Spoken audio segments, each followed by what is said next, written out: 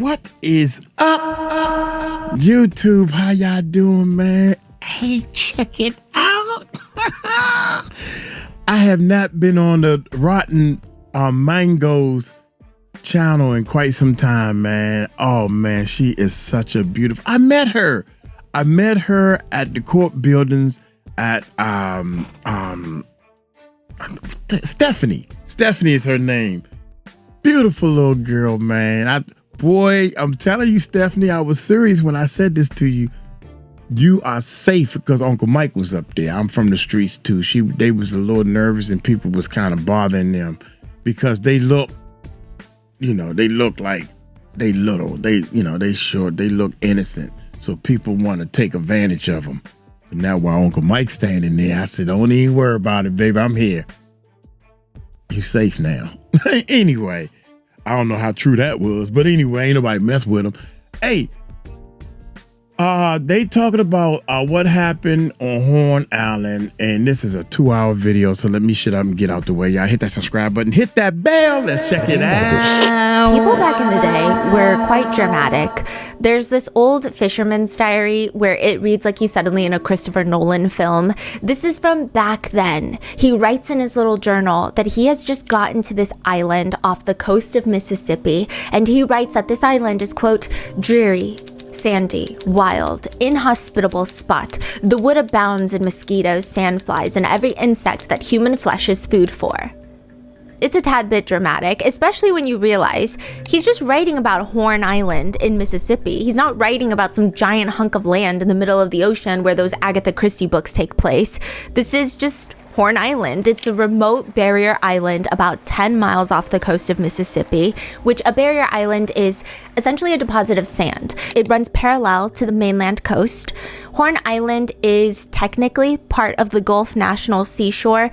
You can really only get to it by boat and probably a little bit of dedication. It's not a treacherous journey, but it's also not necessarily a tourist destination, meaning you're not gonna have these ferries or tourist boats heading out to Horn Island scheduled a few times a day so you can seashell and take pictures. They don't necessarily do tours of Horn Island. If you have a whole boat of tourists, eventually someone's gonna need to pee, and the entire island is uninhabited. There's no bathrooms, there's no restaurants, businesses, nothing but cacti on an island. However, a lot of locals in Mississippi will ride their personal or they'll charter a boat out there, anchor it near the shore. You can't even dock it. There's no dock. So you have to anchor your boat near the shore, jump off your boat and kind of walk. Swim or walk depending on how big your boat is. You can't dock it. And they'll usually go to get drunk or party on the island. That's what the locals do. The island's dimensions get reconfigured every now and then, but it's a pretty substantial piece of land, okay? As of today, the island is about 10 miles long, and the width of it, the longest point is like a little less than a mile.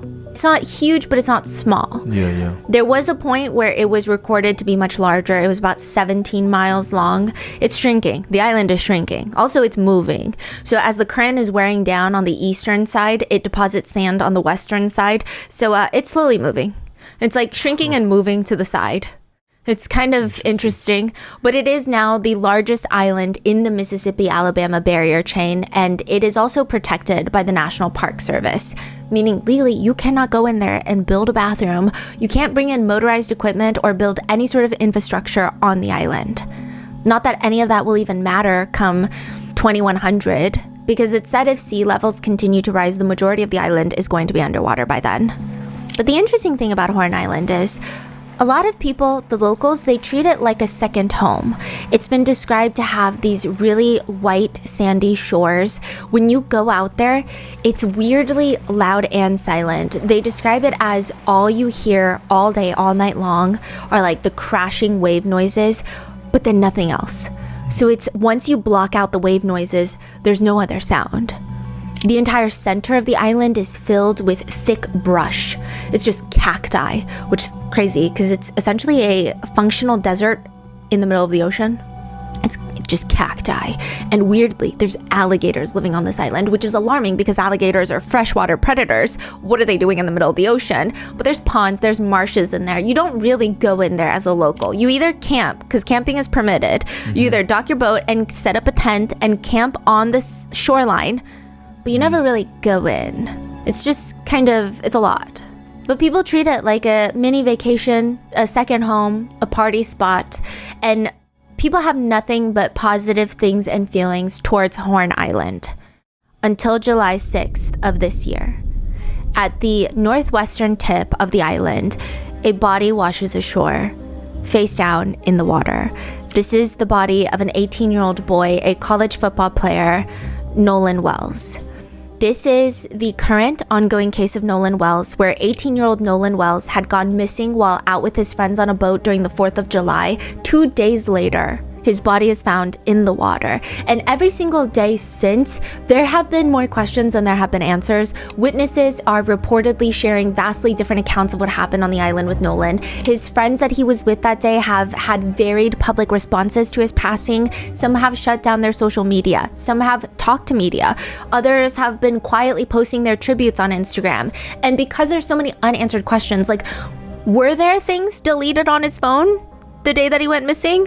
Why didn't he have his phone on him? Why did his friends have his phone? There's so many questions. The internet has taken it upon themselves to come up with their best theories on what they believe happened to Nolan. But is that even helping the case? This case has unfortunately become so divisive, so complicated on all fronts, that it feels like it's only getting harder for the family to get the answers that they want. This is the current ongoing case of Nolan Wells, as well as all the internet theories about what happened, to who's lying, and why.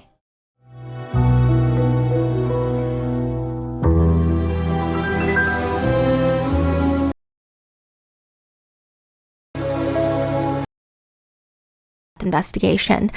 My bad, John. I think that music that they use is copyrighted. Today's sponsors who have made it possible for Rotten Mango to support. I'd also like to develop be doing allegations and theories. At least to the knowledge of the public, there is no indication that a singular person or multiple specific individuals had committed any wrongdoing or played a role in his passing. So with that in mind, let's get started. The boat ride back home from a party is usually a very niche feeling. I mean, it's getting dark. You're almost like flying on the water. You see the docks, you see all the lights, you're trying to get there, but it's not like completely dark. So you're just enjoying the ride back. It's much colder. Your skin is probably burnt from all the sun, so the cool wind feels nice, and it might even feel like a sobering feeling. Not saying that someone has to be drunk, but I guess if you were, it would also be sobering. People say the boat back from an island party is like a reinvigorating feeling. When you go to the island, when you go to the party, you're more excited. Maybe everybody's on their phones. Maybe everyone's playing music and taking pictures. On the way back, everyone's exhausted, and it's the type of boat ride where they say it compels you to have these deep, introspective conversations about life and overly positive feelings about the future. 4th of July, one by one, the boats that were at Horn Island, Mississippi for the 4th of July weekend, they come back ashore to dock. And the island that everybody was on, that just was so crowded, is going to be pitch black. It's going to be dark. And one person is going to be left behind, Nolan Wells. He's not going to have a way to call for help, even if he could, because his phone and his keys are not with him. They're in his friend's boat, the boat that he came onto Horn Island with, the boat that he did not leave Horn Island on. His phone is on there.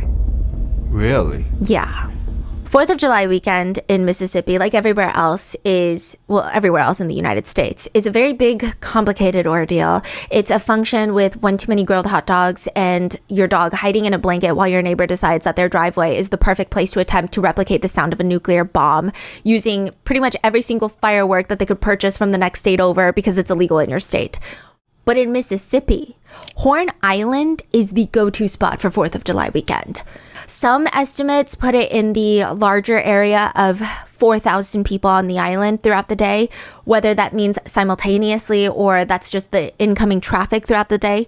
It's unclear. Some people have put it closer to 200-300, but that seems like it's just one section of the island. I mean, this is still a 10-mile long island, which I will say I was kind of confused where everyone uses the restroom, because there's no way you're getting the anchor out and driving back to shore to use the facilities. But nevertheless, maybe some boats have bathrooms? I don't know.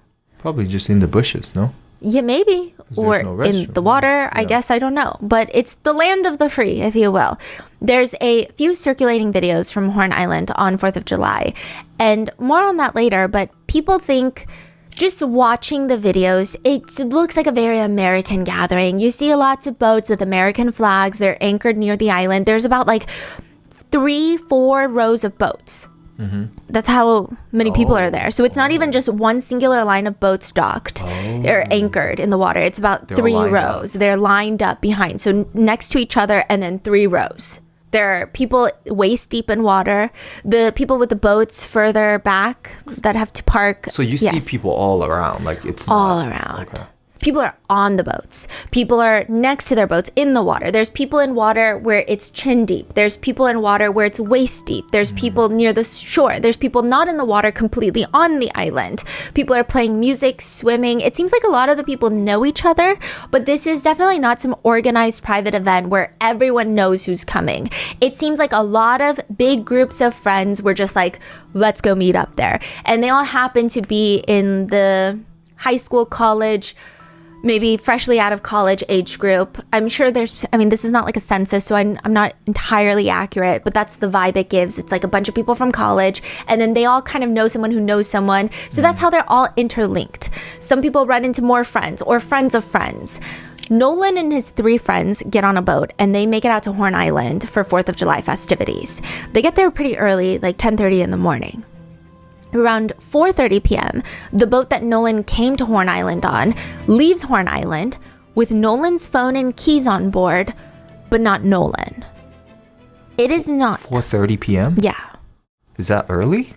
It is early and there's a reason. Okay. Now, it's not until around 11 p.m. that night, Nolan's mom, Christine, gets a phone call from one of the friends Nolan was with that day that Nolan is missing. Now, according to Christine, Nolan's mom, she's really confused by this. Which understandably, she's like, what do you mean he's missing? Like he had told her what his plans were for 4th of July, and now you're saying he's missing.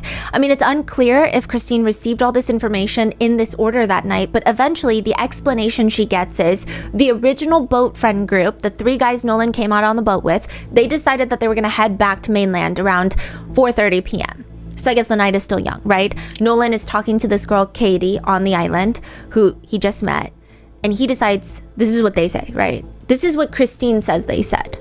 He decides that he's just going to stay on the island a bit longer to talk to this girl and maybe come back on a different boat. So their version of events, at least how it's been reported thus far, is that Nolan tells them that he's going to hang back with Katie and catch a ride with another group later. Apparently, they had other friends that were on the island with different boats, so maybe it's safe to say that it's not like Nolan doesn't know a single person on the island and he's going to catch a ride with a stranger. It seems like if this is true, his intention was to catch a ride with someone he knows. According to Christine, Nolan's friends tell her that they don't know where Nolan is anymore, and they also don't know where the girl Katie is. So it's like, do they know Katie? Not really. Do they know that person exists? Yes. Oh, okay. So they saw her, but then like Christine is kind of confused. She's like, they're both missing. Christine says the friends inform her, well, we don't even know who she is. Christine is, she reports that she's very confused by this because she's kind of like, well, how do you not know where she is if you don't know who she is? None of this is really making sense. Katie is indeed not missing. She will be located, but Nolan will not be. Nolan is missing since 4th of July. Christine starts frantically posting on Facebook for everyone to help. She's trying to post pictures of Nolan of what he was last seen wearing so people can be on the lookout. Go through their phones, which is a smart suggestion. She posts on Instagram, please continue to look through your photos and videos, specifically starting around 4:30 p.m. We have received pictures around that time showing him walking on the beach. Again, please only private message me if you have information. But the information that keeps coming out is confusing at best and maybe at times even conflicting. Nolan's parents will later retain a very famous attorney who points out that during this chaos, that the 3 original friends from the boat, we're going to call them the 3 boat friends, allegedly stated that Nolan said he wanted to stay back to hang out with this girl, Katie, that he had just met. But Katie allegedly, reportedly states that Nolan was telling her he's going to go back on the boat. And this is all paraphrasing of what attorney Crump, Benjamin Crump, Nolan's family attorney, has pointed out. They're not saying the same thing. One of them is telling the truth, one of them is not. We have to get to the bottom of that. Since Nolan's disappearance, they went through and searched the waters between Horn Island, Ship Island, another barrier island. They had to conduct aerial searches south towards the Chandelier Islands. And it's not until July 6th at 8:45 a.m., a park ranger that was searching the island calls the alert in. They find Nolan. He is reportedly found face down near the northwestern tip of Horn Island. When Nolan's body is found, the Jackson County coroner, pretty early on, tells CNN there were no obvious signs of trauma on Nolan's body. When Nolan's parents heard the sheriff say there's no foul play at the beginning of the investigation, that is cause for concern, major concern. You haven't even investigated, but you're saying no foul play. This has then been interpreted as really there's no immediate signs of foul play that's suspected. So quickly, one of the first narratives to sprout from this case is, well, this must be then a case of accidental drowning if that's what the coroner is saying. You have a body of water, you have a body. It's a natural theory that people are going to consider. However, a lot of netizens take issue with this whole drowning narrative because as of right now, aside from his body being found in a body of water, it has not been publicly determined that he drowned. Furthermore, I will say it is weird for the coroner to come out so soon in the investigation to say something that feels so definitive. And it's, you don't typically have a lot of press and media shoving a mic down the coroner's throat, being like, you gotta tell us. I think out of everyone on the law enforcement front, the coroners get a lot of leeway with media and the public of no one is pressing their finger to the stove demanding they give us everything. You should completely finish your examination and then... Yeah, and it's very common that a lot of autopsy results are not released immediately because they do take weeks. Lots of it's forensic testing is, it's exhaustive that they want to get everything done and test for all the possibilities. So it's kind of odd that he did come out so quickly to just be like, well, we don't think there's no obvious signs. So people are kind of thrown off by that. Like, why are you so quick to say that? And because I think he was so quick to say that, a lot of people started coming up with, okay, that means he drowned. But there's nothing to support the idea that he drowned. There's no evidence saying that he drowned. I'm not saying definitively he did not, but it's just weird that this is the thing that people initially were, it's just weird. It's weird. So a few things that stand out, not making a lot of sense, is the first being the parents have stated that Nolan is a college athlete. He's a football player. He's very fit. He's athletic and he's a strong swimmer. They don't think that he could have drowned. I will note, I do think that that's a huge misconception that strong swimmers cannot drown or it is somehow harder for them to drown. I think if the current decides to take down even someone like Michael Phelps, it will take him down. Even in the calmest waters, people have been strong swimmers and they have still drowned. The ocean does not give really a formula or a reason for how it behaves. However, I think maybe it's the family is trying to say that he is not the type to also go into certain areas of water. I think that would also make more sense. A park ranger that was searching the island called the alert in. The body was observed on the northwest portion of Horn Island, which is not unusual for someone to drown and be washed up in that area. Then another point of contention, which I personally think holds a bit more weight, is that if Nolan drowned, how did nobody see? Again, if you see videos of this gathering, and that's not to say that this is, it was like this the entire time that Nolan was there, I wouldn't be able to tell you, but it seems like a very populated area. Nobody's really swimming. No one's out here doing laps. Everyone's just kind of hanging out in waist deep water, holding a beer can in one hand. And they're just chit-chatting. This isn't really the place or time for people to just go off by themselves. The whole point of this is it's a social event. If Nolan did in fact accidentally drown, did he drown by himself? Where was he? Why would he just be out in the water by himself? Yeah. Or are we to believe that maybe groups of people are so drunk and so distracted that a current swept only Nolan away and nobody saw, but he was standing right there talking to them? Like, it's just, I'm trying to fathom, like, what scenario would he be taken by the current and nobody would see? because it's a social event. It's just weird. But more than that, people also feel it's odd that the authorities were so quick to kind of lean towards this narrative that it's an accidental drowning when it seems like they can't confidently or won't confidently tell the public what they believe happened to Nolan. So if you don't really know what happened to him, why are you so quick to rule out foul play or to even insinuate you're ruling out foul play? Why are you so quick to publicly say something that shifts the narrative to that this is a case of accidental drowning when you don't even really know what happened? But to a lot of people, this case does not feel like a clean-cut, tragic, accidental drowning case. A lot of people think it's weird that his friends would just leave him on the island, even if he told them that he would catch a ride later. More people feel it's strange that Nolan didn't want his phone when he's going to be left on the island without a guaranteed ride back. Again, it is an uninhabited island, but there is like spots of cell service that you can get. Mm-hmm. But also, like, it's 2026. Everyone has their phone. Even if there's no cell service, I feel safer with my phone on me. Yeah, that's weird. The family and the family's attorney are alleging that witness statements aren't adding up, and there is, of course, this undercurrent of justified anxiety and doubt that's forming in a lot of netizens because Nolan was the only black friend on a boat with 3 white friends. He is, for whatever reason, left on this island, whether it was by his choice, his agreement. A lot of people still feel he was left. Nobody went to check up on him. Like, nobody made a confirmation that he was getting another ride. And those feelings are only getting stronger when it feels like the police are it almost feels like they're trying to quickly wrap this case up, which is just a feeling that a lot of people have initially received. I will say the local authorities have been vocal about how seriously they're taking this and how they plan on being diligent and taking as long as they need to figure out what happened to Nolan. But those types of statements come a little bit after the social media intensity. We're working towards the same goal as the family. We want a thorough investigation, and that's what we're going to continue to do until we arrive at the answers that the family deserves. In the beginning, there is, and still now, a lot of growing public mistrust. It seems like the investigators don't have much information that makes sense. Nothing is really clear, at least to just people on the internet like us. I would imagine that maybe the police are privy to a lot more information than us, but the timeline is confusing. Some say he was last seen at 3 p.m. Others are saying, well, no, I saw him at 4 p.m. It just seems messy, and it seems like there's not really a sense of urgency with the investigators, at least initially with this case.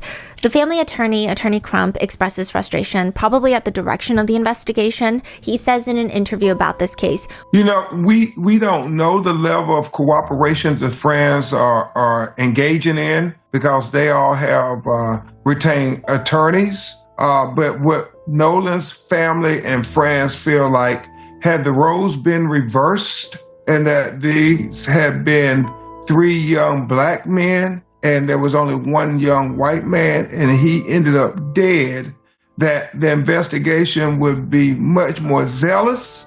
There would be interrogations. They would be separated. They would be held for all kinds of crimes and misdemeanors until somebody started to talk, that they would challenge the narrative that has been presented. They all came back alive, and Nolan was washed up on the shore unalive. Just because Nolan's 3 friends were white and Nolan was black, that's not an implication of guilt. That's not an implication of any wrongdoing at all. But I do think that a lot of people agree with the sentiment. It's not even really about his friends, but it's more so, yeah, if the roles were reversed, we probably would have a much more passionate, feverish, aggressive investigation into the 3 friends on the boat, which again, that's not me saying that they are guilty of anything. And the fact that this is happening in a southern state like Mississippi, it has piqued a lot of people's anxiety and suspicion that it likely stems from societal patterns, the history of racism in this country, as well as personal experiences and some other cases online. A lot of comparisons have been made with Nolan Wells' case and Tamla Horsford's case. If you guys remember, that was another southern case that took place in Cumming, Georgia. She was the only black woman at a slumber party of football moms. And the case was notable because all the other individuals there were white, and it was a slumber party. They were playing Cards Against Humanity, drinking, having a good time. And the next morning at 7:30 a.m., Tamla was found lying face down, motionless under the porch. It was a 14-foot fall. Witnesses state she got up at 2 a.m. to smoke a cigarette on the back porch. The case was officially closed and ruled an accidental death, but a lot of people online disagree with this finding. They think it's weird. She has all these blunt force injuries. Sure, they're saying it's from the 14-foot fall, but she also has these scratches and cuts on her face, wrist, hand, lower legs. It just doesn't really add up. Now, I'm not saying that any individual at that party or that night is guilty of anything. Legally, they're not. I'm just saying the investigation leaves a lot to be desired. The Forsyth County Sheriff's Office states, it was a party. They were drinking. She was drinking. Most of the partygoers had gone to bed at that time. She was on the deck alone. Hardly seems like a satisfying answer to the case. There have also been comparisons drawn with Nolan Wells' case and Alec Murdaugh's case, where a boat crashed in South Carolina, killing 19-year-old Mallory Beach. The boat was owned by Alec Murdaugh. He wasn't on the boat, but his son, Paul Murdaugh, was on the boat. The same Paul that would be found dead with Alec Murdaugh's wife, Paul's mom, shot dead outside their house, which Alec Murdaugh was found guilty of. However, that conviction was overturned, and prosecutors are going to retry the case April of next year. So there's that.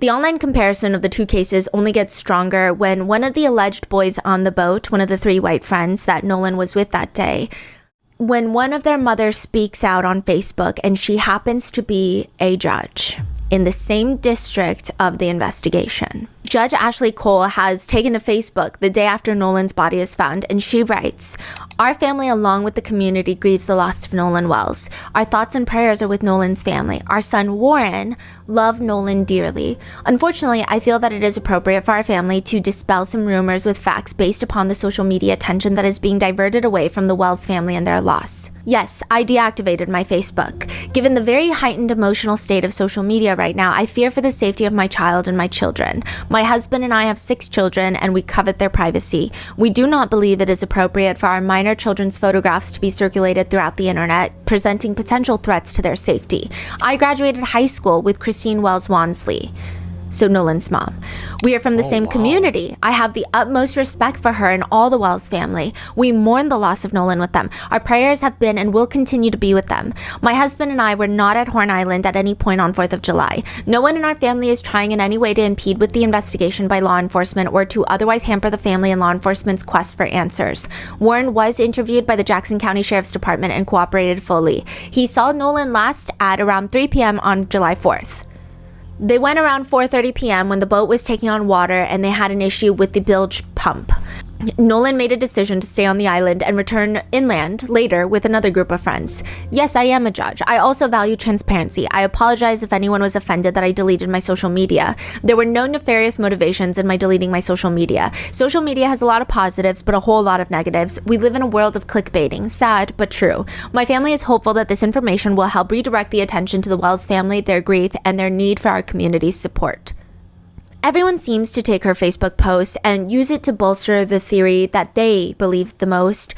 Some have taken it to the extreme. Judge Ashley Cole has posted screenshots of some of the graphic death threats she and her family have been receiving. She writes on Facebook that she will not be speaking to press or media. She writes, "We have not had the opportunity to speak with the Wells Wansley family or their attorney. However, we are willing to directly communicate with attorney Benjamin Crump and the Wells Wansley family. We will provide them with all the information known to us so their family can rest and properly mourn. We also want to know what happened to Nolan. We will do everything within our power to assist Nolan's family in their quest for answers." Interestingly, more recently, the only other post that she had was July 21st. She posts on Facebook, "Right is right, wrong is wrong." Period. Yeah. My stance on this entire case is that Nolan Wells' family deserves answers, and they deserve to live in a world where they can fully trust their local law enforcement agencies to help them get those answers as quickly as possible. And again, that's not to say that the law enforcement agencies in this case are not doing their jobs, but we live in a society where there's already so much distrust placed there, especially for Black individuals and families. And Nolan's parents, they just want answers. And the way that this investigation first kicks off, I will say, I don't think that they would have done the same thing if the roles were reversed. And I grew up in the South.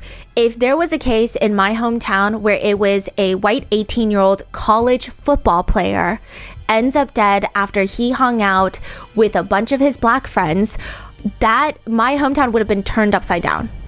They would be going door to door. Everyone's getting arrested. So I think it's weird. I think it's weird, and I think it's completely understandable that Nolan's parents feel like something is off about it, and they don't necessarily have the full hope and trust that the investigators are going to get them the answers they desperately need. They have stated multiple times that they feel like so many things are not adding up. Nolan's parents have come out to state that he would never not go on the boat when his friends are leaving. Like, he was always taught that if you go somewhere with 5 people, you come back with 5 people. I mean, in this case, it's 4, but you get what they're saying. Nolan's dad reiterates, he always taught Nolan, do not separate from the group. I always told him, safety is in numbers. So he knew to stay with his group. Why would he split from the group? I don't know. It just, one thing to note, though, is that some have argued he's not just staying behind in a random location downtown where he doesn't know anybody else. Technically, there are other friends on the island, friends of Nolan's. So I'm not sure if maybe that was a different situation where Nolan felt like maybe I could go back with a different friend. Maybe that's why he could have felt comfortable staying on the island to talk and hang out with other people, but I don't know if that's the case. This case is also just incredibly tricky. I do find myself comparing it frequently to the Tamla Horsford case and feeling a lot of emotions based off of my own personal lived experiences. While I do think asking questions and putting pressure on the investigators is perfectly warranted, if not welcomed, I do think that the majority of netizens feel that sentiment. They're just frustrated with the investigation. They're frustrated with the investigators. They think it's weird. They think it's confusing. It just isn't sitting right with people. Had the investigators gone in full force, locked down everyone's statements, grilled everybody that was there that day, and they came forward to the public and said, hey, we've got everyone's alibis. We're talking to everyone. This is the timeline of events, and we've confirmed the timeline of events. I don't think so many people would be turning their heads. A lot of the times investigators are trying to come forward and give like a very concise timeline. And they also do that for people to give more tips.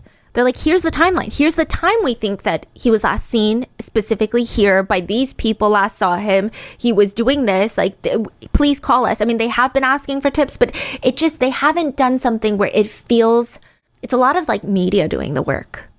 It's a lot of media getting people's statements and then coming up with their own timelines based off this person said this at 3 p.m. and then this person tracking boats, tracking people's movements. But it's not like the investigation is like, oh, let me tell you guys everything we've done and we've cleared all these people through their alibis and this and like cell phone tower data. Like, it's just...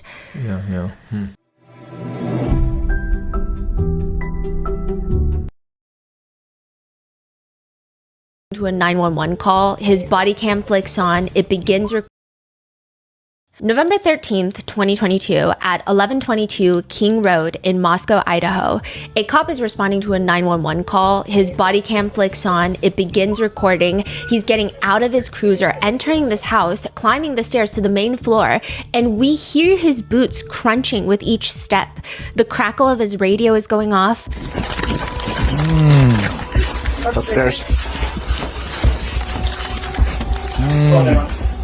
And the original 911 caller is standing in the main floor landing, just frozen.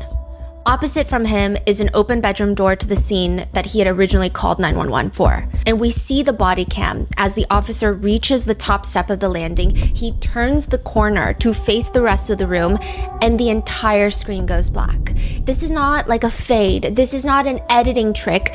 It's a full redaction of the body cam footage. The audio keeps recording, but the footstep of the officer pauses, and he just says,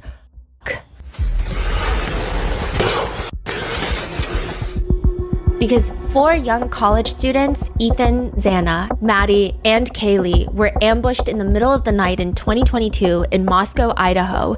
This opening scene of the documentary series sets the tone for the rest of the episodes.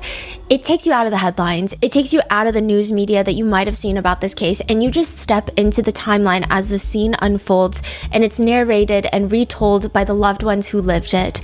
We hear from some of the victims' families, unprecedented access to the people closest to the victims, and we learn who they were before the murders.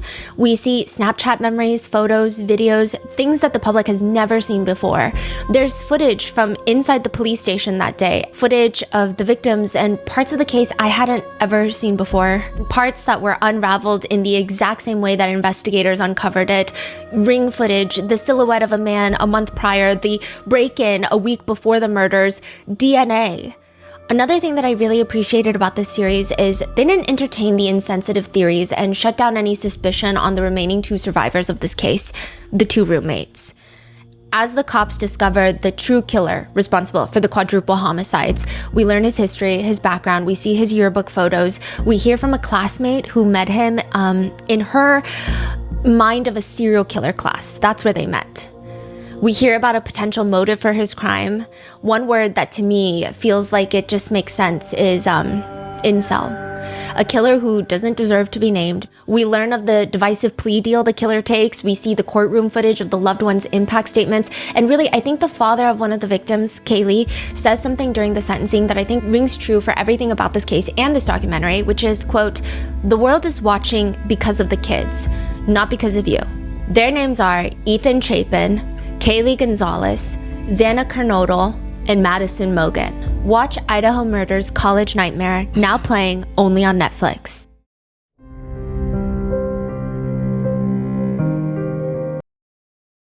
And shares his experiences. And as of recently, one of the boat friends has come out to do an interview with a YouTuber by the name of Officer Tatum. Warren shares his experiences with what it was like being Nolan's friend. And he says that they would go to Waffle House once a week together to eat. They've known each other since high school. And now it seems like they're at different colleges and they still hang out when they come home on the weekends. Warren states that going to Horn Island together for the 4th of July is super common. He says, quote, "We went last year." We went last year. Nolan was on the boat with me last year. And I mean, this was a common thing. This is one of the 3 friends. 4th of July, everyone was out there. Like I said, Nolan was always trying to go out on the boat, trying to go out there with us, and he was always welcome to come. He explains that the boat trip was not just, 4 guys on a boat. He describes it as, we had roughly 20, 30 people coming with us. So we were on 3 separate boats. He describes it as they all met up and the plan was all 20 to 30 of them were going to get on 3 separate boats and go to the island. So it's not just 4 people on a boat that's like, let's go to the island and see who else is there. He says we were all following each other out there as one big group. It wasn't just me, Nolan, and a couple of my other buddies. There was 20 to 30 people spread out where we all met at the dock before, and then we departed to go to Horn Island. Horn Island on the 4th of July is the most popular day to be on the water throughout the entire Gulf Coast. I mean, everybody and their mom is on the water on the 4th of July. There's no telling. I mean, roughly probably 2, 3, maybe even 4,000 people out there. There were boats lined up on the island. There were 3 rows of boats all the way until my vision ended. We were parked on the north side of the west tip. It wasn't just there though. I mean, there were tons of people packed on the south side, on the east side, in the middle of the island. He says they got to the island 10:30 a.m. We pulled up 10:30. I mean, it was an early afternoon, but 10:30 is still pretty early in the day. And when we got there was already 3 rows of boats lined up all the way, like I said, until I could see. He says there's people on boats grabbing drinks and food, whatever else. I mean, everybody's fully prepared for the 4th of July. They bring all the drinks and food they need because they've been preparing for the 4th of July for a little while now. But when we got there, I helped my buddies tie the boats up because the line was right here. The Palm Beach was, in the middle, and then the Titran, so he's talking about the other boats, was on the other side. There was about a drop off from where the bow was. I mean, he seems like he fishes a lot, so he knows a lot about boats. Like, he's really into boats. He was like, if you jumped off the bow, you were probably about neck deep in water. But if you jumped off the stern, you were probably waist deep in water. If you jumped off the bow, you were probably about neck deep in water. But if you got off the stern, you were probably waist deep in water. So, like, the boat is anchored where there's a drop. I see. Right, but, when we got there, we tied up, got bow and rear anchor set, and we tied up all the boats, made sure that we were good, and everybody just got in the water. He says that Nolan was drinking, everybody was drinking. It seems like a lot of them are not 21 yet. And I mean, Nolan seemed completely fine every time I talked to him. We just had regular conversations, and Nolan was making me laugh. I had a couple conversations with Nolan and my buddy, James. I could tell you, I mean, I talked to Nolan a couple times, but it wasn't like I was strictly sitting there talking to Nolan the whole day. I mean, there were like hundreds of people I knew out there. He says about leaving Nolan, he says, so Wyatt, which I guess is another friend, was having boat issues, and the bilge wouldn't pump. So the bilge is basically a pump that releases water from your boat when water comes in. So I opened the back hatch and there's water up to the batteries, and that is obviously not good. There's water almost coming over, which is where your motor sits, which is, is by the stern in the back of the boat. So obviously we were in emergency. We're trying to save the boat. It's not like we didn't ask Nolan or we just left Nolan. Nolan decided to stay on the island with the girl that he was with, and the girl is a witness to that too. He says that they were yelling at him to get on the boat, but Nolan said that he wanted to stay. Katie apparently texted a friend of theirs later in the chaos, and she said that the last time she saw Nolan was when someone was yelling at him to get on the boat. Meaning what? He got on the boat? Or... It seems like he didn't. Oh. But then other reports were saying that Katie said he got on the boat. We don't have Katie's statements. And I think that's another thing that the investigators are kind of dropping the ball on. So that statement you just said, where is that from? That's from Warren. Warren is saying, like, we have proof that, like, Katie, we were yelling at him get on the boat, but he didn't want to get on the boat. And then Katie told a friend that was the last time she saw him too. Yeah. So maybe both parties say that they saw him last at yelling at him to get on the boat. It seems like it. But again, we can't be sure. Right. Okay. Because, I mean, we didn't talk to these people. But also another thing is interesting is I think that would clear up a lot of the theories and rumors online if the investigators just straight up said, hey, so we talked to the girl that he was talking to, and she said he did or did not get on the boat. That's like a huge point of contention. Because if he got on that boat, the 3 boat friends have a lot of explaining to do. If he didn't get on the boat, then maybe a lot of other people on the island could potentially have a lot of explaining to do, or this really is a case of accidental drowning. I mean, it just gets us closer, but because we don't even have a clear answer of if he got on the boat or didn't get on the boat, it's like, well, now we feel like everyone's saying different things. Did he get on the boat or did he not get on the boat? Like, it's not that hard. Did he get on the boat or not? Just give us the answer to that. Why is that so difficult? I don't understand. He's saying that night they're all hanging out. So they get back at 4:30 and then I guess some other guys come back and they're all hanging out. And Warren says they start talking about Nolan and they're like, oh. So you're saying they left at 4:30 because of the boat was breaking down? Yeah, they do send out a distress call too. Where they're like, the boat is sinking. But then eventually they don't really need a tow. I guess the boat fixed somehow or it got better, but. Okay, so they drove it back to the other side and they're hanging out over there now. Yeah. Okay.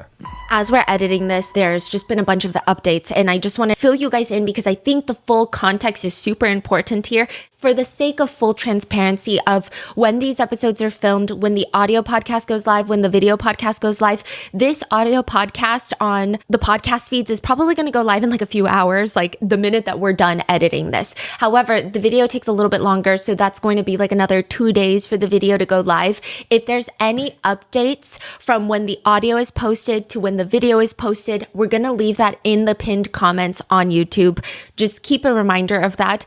There's been a lot of updates. It felt like for a long time there were no updates, and then all of a sudden they start rolling out, and there's just a lot of discourse we need to cover. So let's get into the distress call. Originally, when we were talking about the distress call, it just came out as, hey, there was a problem with the boat. Judge Ashley Cole even mentioned it in her Facebook post later. There seems to be something with like the bilge pump, the boat's taking in water. Warren does a whole podcast episode on Officer Tatum's YouTube channel about it.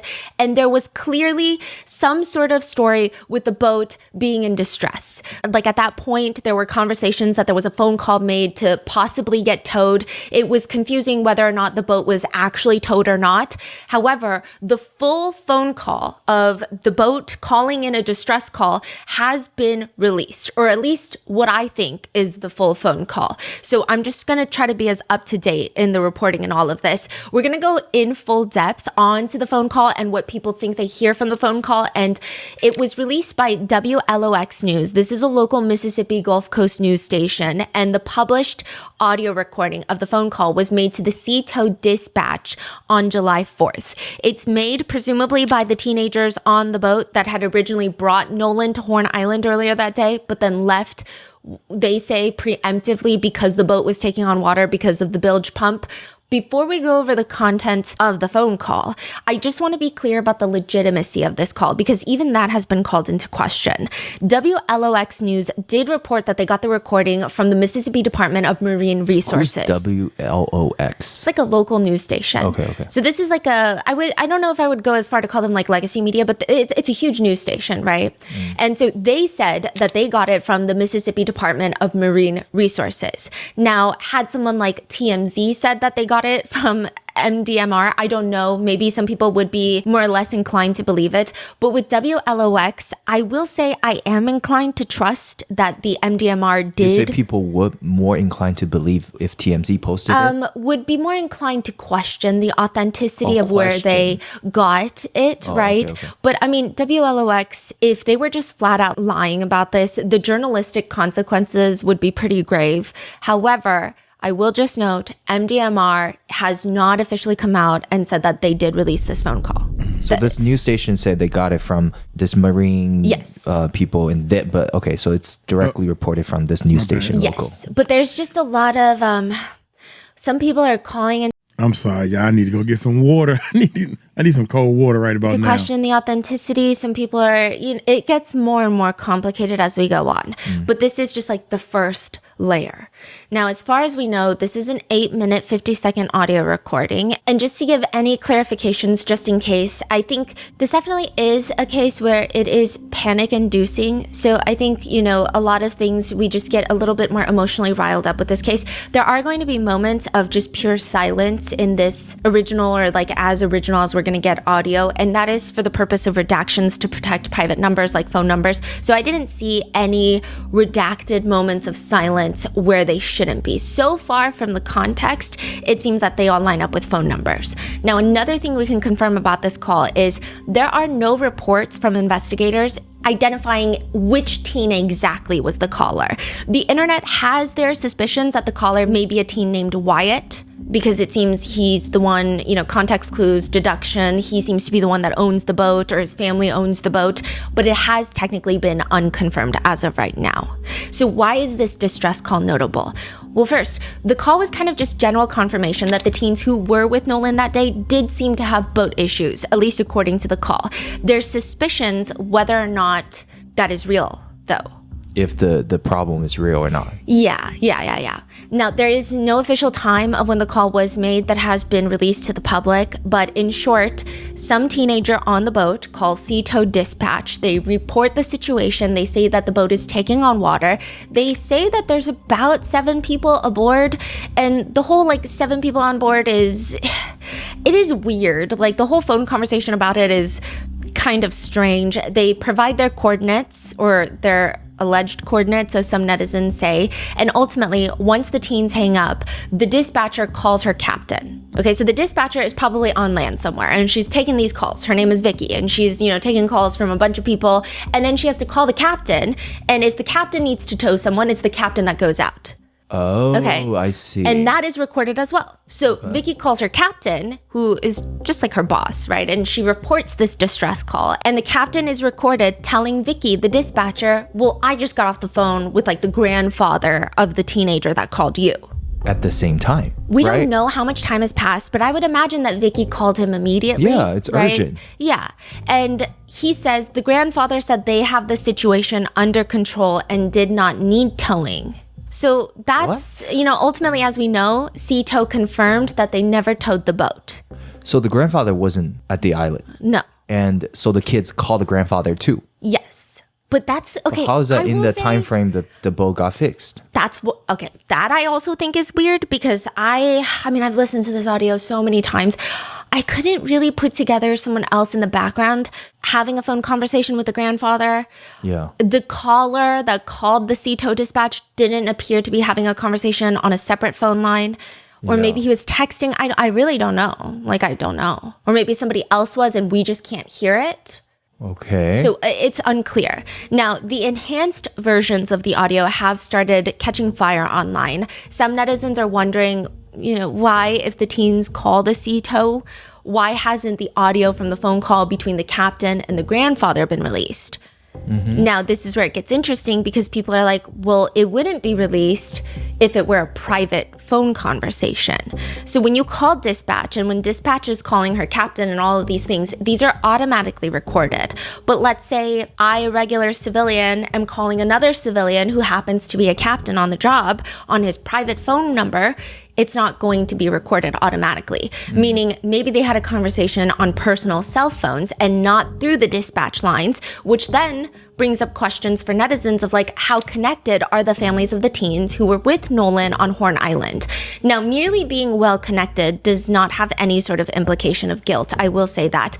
But obviously for a case like this, it's a huge question that netizens want answered. They want it answered in the sense of, did that connection play a role in any sort of investigation into this case? Again, not saying that somebody is guilty just because they're well connected, but they just want to know. People want to know. People want answers. That's it. Like, they just want answers for Nolan's family, and Nolan's family desperately want answers for their process of grieving and for the memory of their son as well.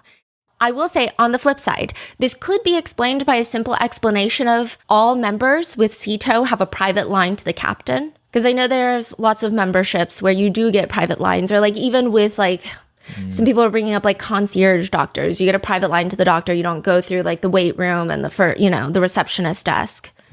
But again, I guess that would also point to, are they super well connected, which again is not an indication of guilt, but like people are just wondering. I just don't understand how the boat was sinking. And then not sinking. And then it was good. They said that they did eventually get towed by a third party for a short period. Apparently, they were saying, like, if you're getting towed on the water, water starts coming out of the boat. Whether it's the moving at a certain speed, it forces water out of the boat. But it seems like they were standing kind of still and the boat was taking on water. A nearby boat came, helped tow them a little bit. How do we know this? It's in the report later. Yeah, so like that's what they're saying. But then again, with even things like the report, people are saying, well, it's he said, she said. I guess everyone is, there's a lot of skepticism of every aspect of this case. The skepticism is made even more clear when netizens start to isolate and enhance the audio to see if they can decipher the background shouting happening on the caller's side.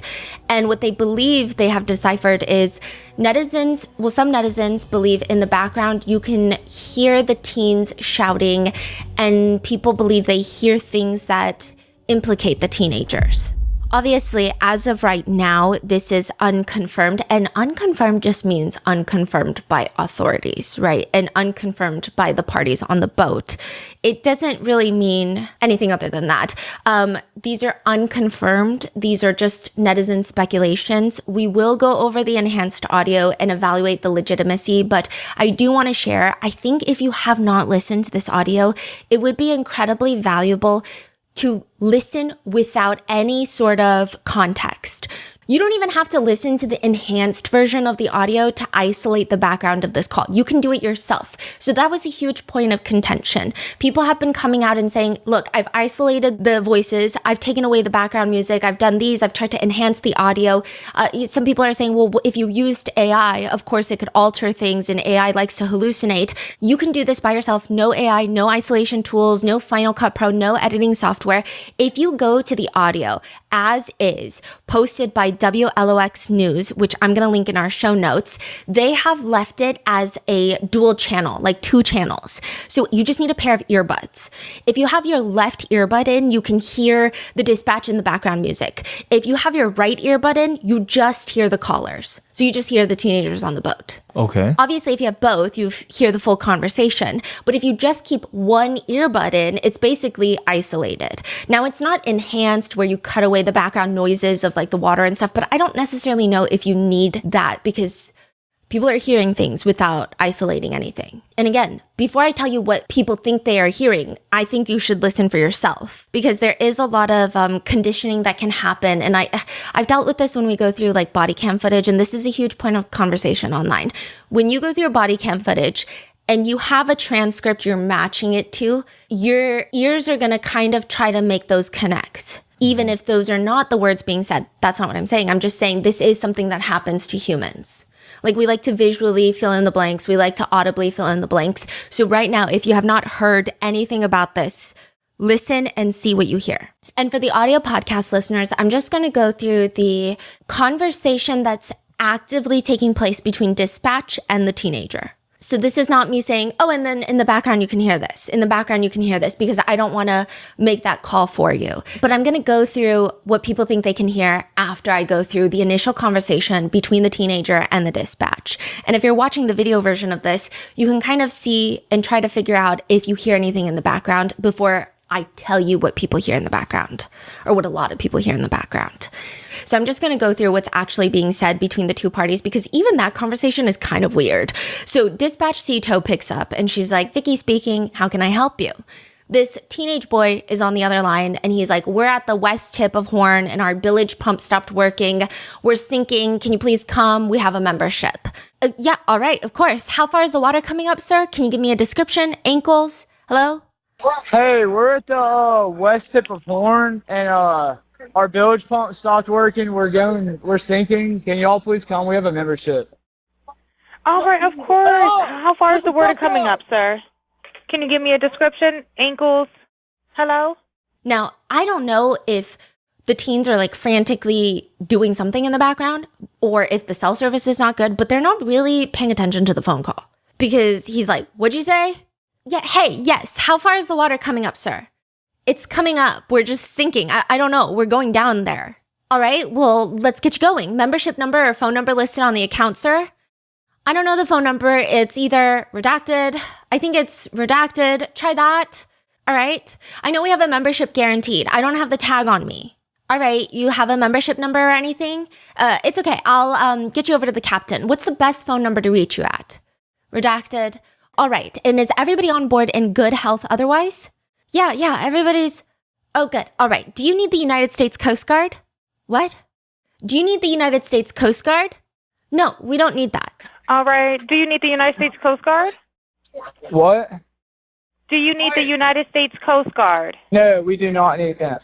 Later on, one of the kids that was with Nolan that day on the island, and again, just me pointing out things that I personally think are weird are not me pointing the finger and insinuating guilt. It's just I myself in that situation would not behave in that way is all I'm saying. So he, for example, says that night when he realizes nobody brought Nolan back on any of their boats, it's dark outside. He said that he immediately called the Coast Guard just because he'd rather be safe than sorry. Now, I think this is a different individual than who is on the phone right now, but he did say that he was on the boat back when the village pump was not working. So Warren was on the boat back, but I don't know if he's the one on the call. I don't think he is, right?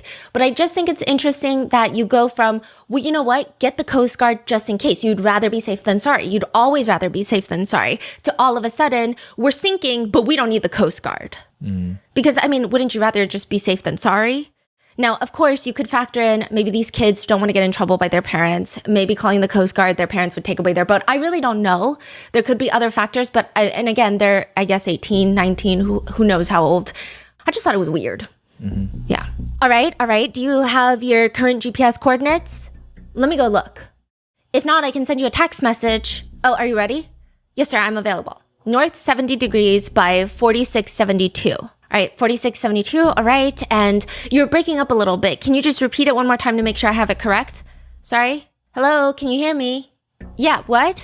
So you're breaking up. If you need assistance, do you have a VHF radio? No, we do not have VHF. All right, well, let's try to get you going because you don't have good self-reception. Can you verify your coordinates one more time? My coordinates are 30 degrees by 14684 north and then west by 88 degrees by 4679. All right, it looks like you're on Horn Island, correct? Are you on the island? Yes. All right, is the boat sinking or you have it aground? Right, looks like you're on Horn Island, correct? Are you Yes, on we are Horn at Horn Island? Island. Yes. All right, is the boat sinking or you have it aground? We were sinking, yes. Is it aground is the question? No, we're not aground. We are in 17 foot of water. We're in 31 foot of water. So I'm imagining that means like near the shore, on the ground, or like it's hitting the ground. I don't know. All right, I have to ask, and what do you want to do? Do you want to have it towed back? I want to get this boat unsank and towed back, yes. All right, where would you like it towed to, sir? You can tow it to Ocean Springs Harbor or Fort Bayou Lawn.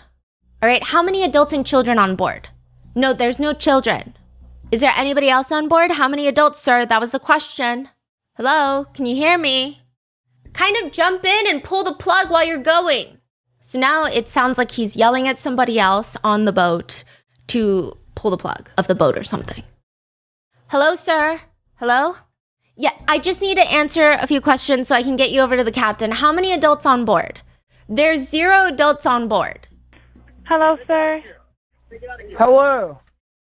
Yep, I just need you to answer these questions so I can get you over to the captain. Okay. How many what's adults going on board?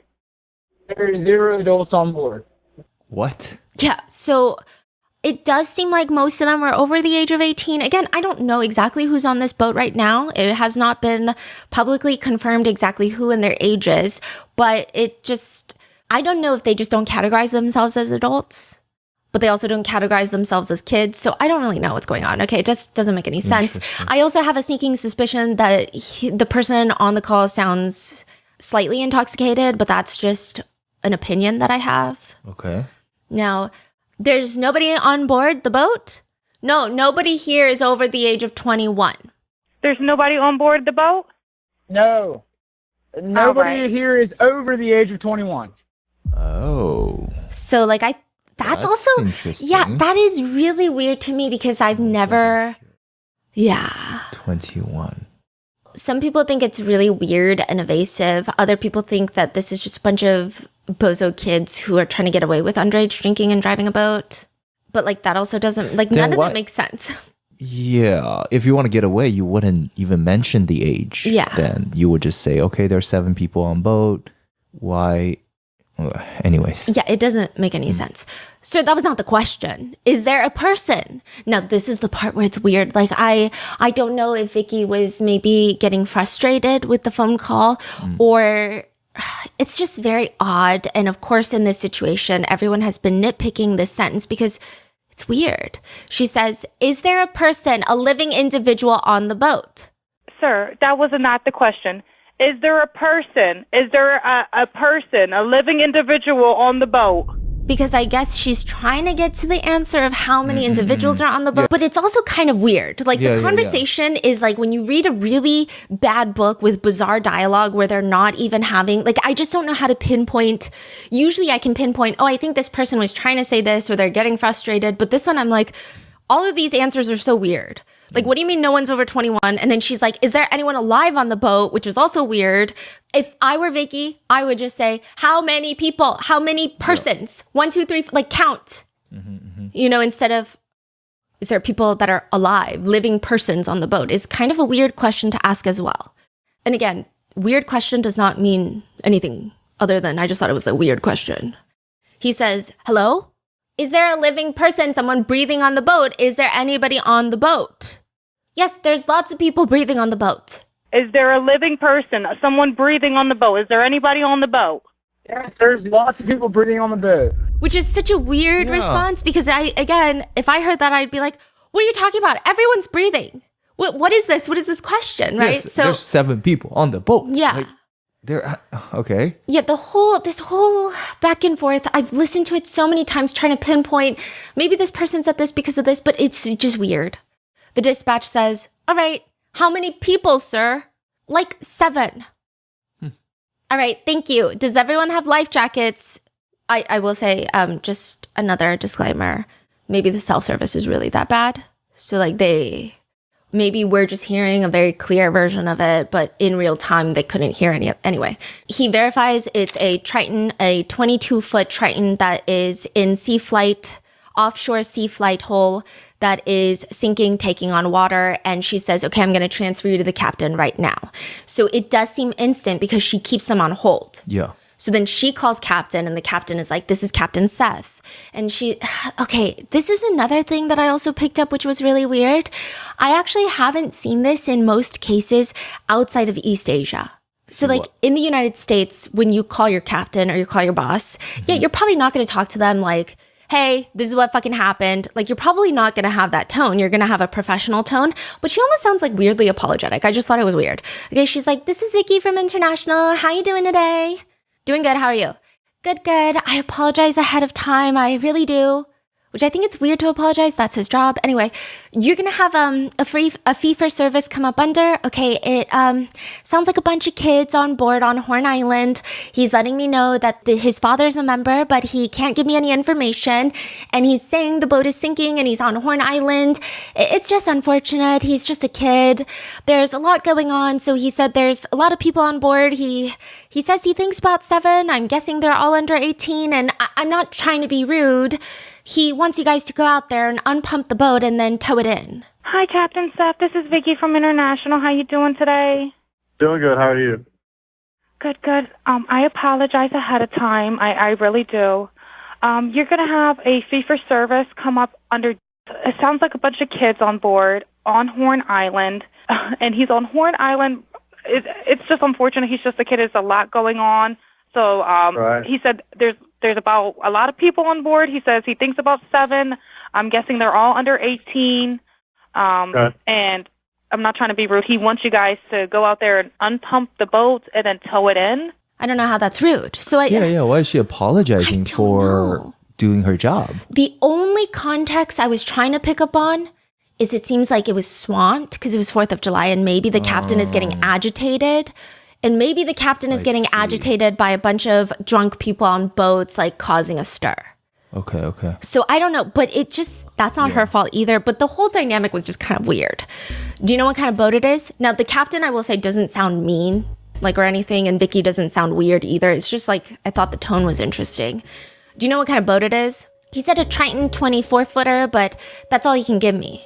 Okay, all right, yeah. I actually just got off the phone with his grandpa, who I'm guessing is the owner of the boat. Yeah, he said, I mean, literally, I just hung up with him. He said that they don't need any help right now, but if something changes, he'll call back. I just actually got off the phone with his grandpa, who I'm guessing is the owner of the boat. Yeah, he said, okay. I just hung up with him.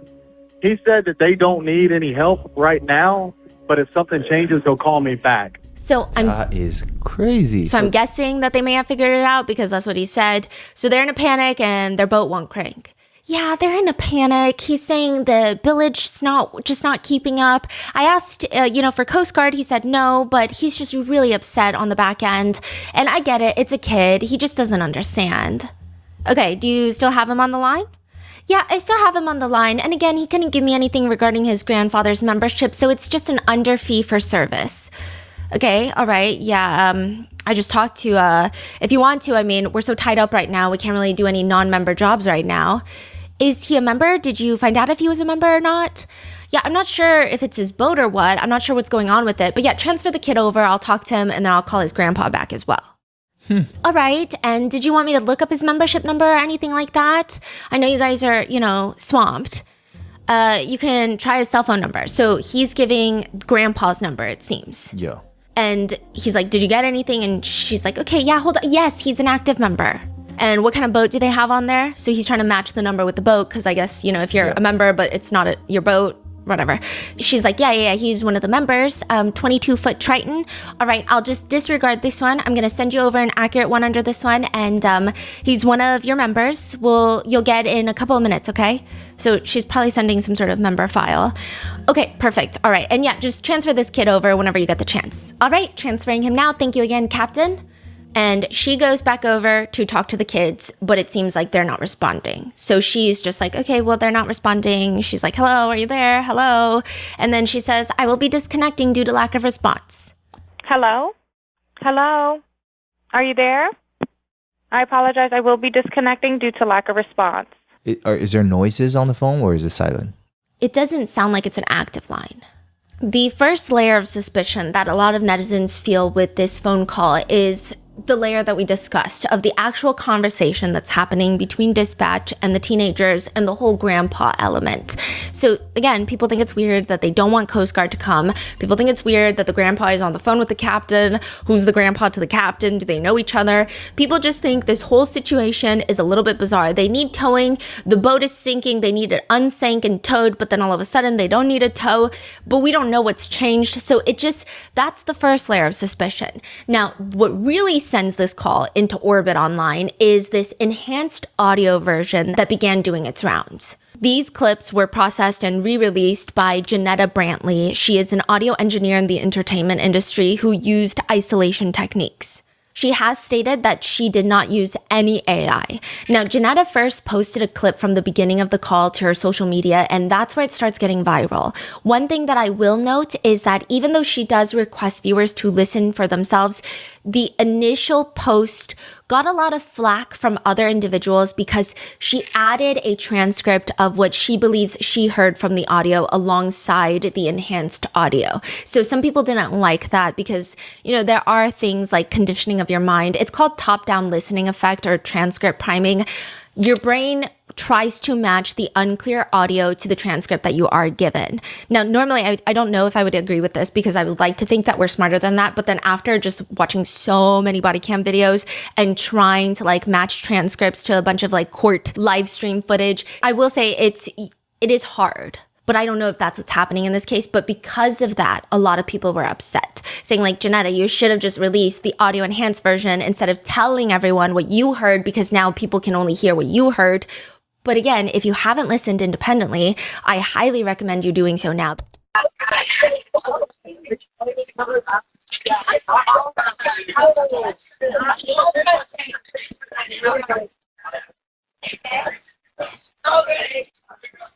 fuck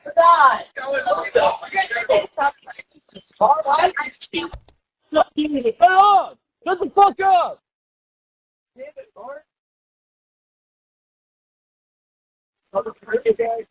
We're about to go over the transcript that Janetta believes she heard in the enhanced audio. And this is background. So this is someone behind the caller on the boat, but not the caller himself saying this, or allegedly saying this. This is what people think that they hear from the audio, is someone in the background of the boat saying something along the lines of, can we cover it up? Yeah, I thought all about that. Oh, you killed him. He's already dead. Is he dead? Yeah. Nolan. Oh my God, Nolan, wake up. Wyatt, wake up. Get the fuck up. Damn it, Bart. Nono's really dead now.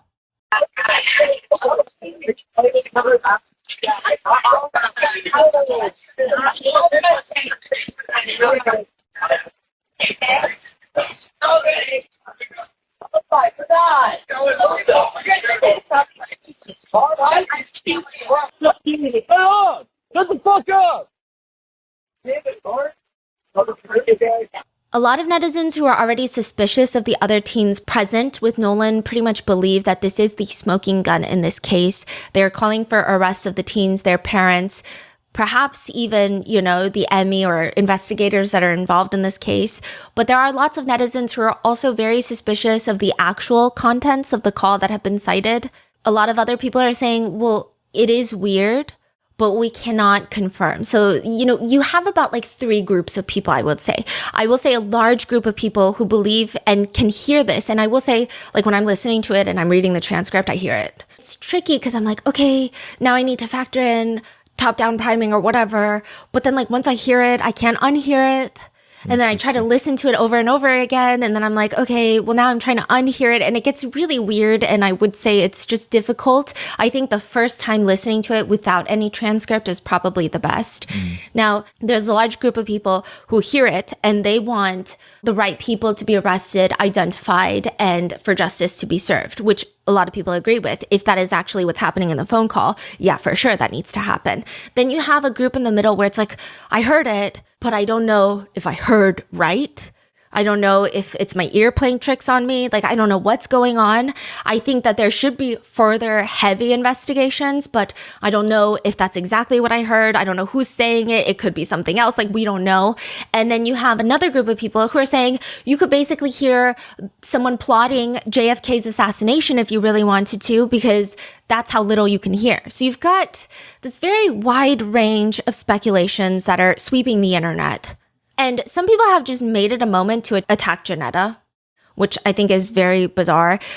Some people accuse Janetta of lying, of releasing fake audio. I don't see why Janetta would lie, especially if there are any legal consequences and especially if her career is going to be at stake. I just don't know why she would knowingly lie. Like, that doesn't make sense to me. But there are people just using it as a moment to be racist because Janetta is a Black woman. And again, you don't have to go through Janetta's version if you're, like, oh, well, maybe she has skin in the game, right? Like, you can just go through the version that WLOX posted on their YouTube channel and just listen with one earbud in and decipher for yourself.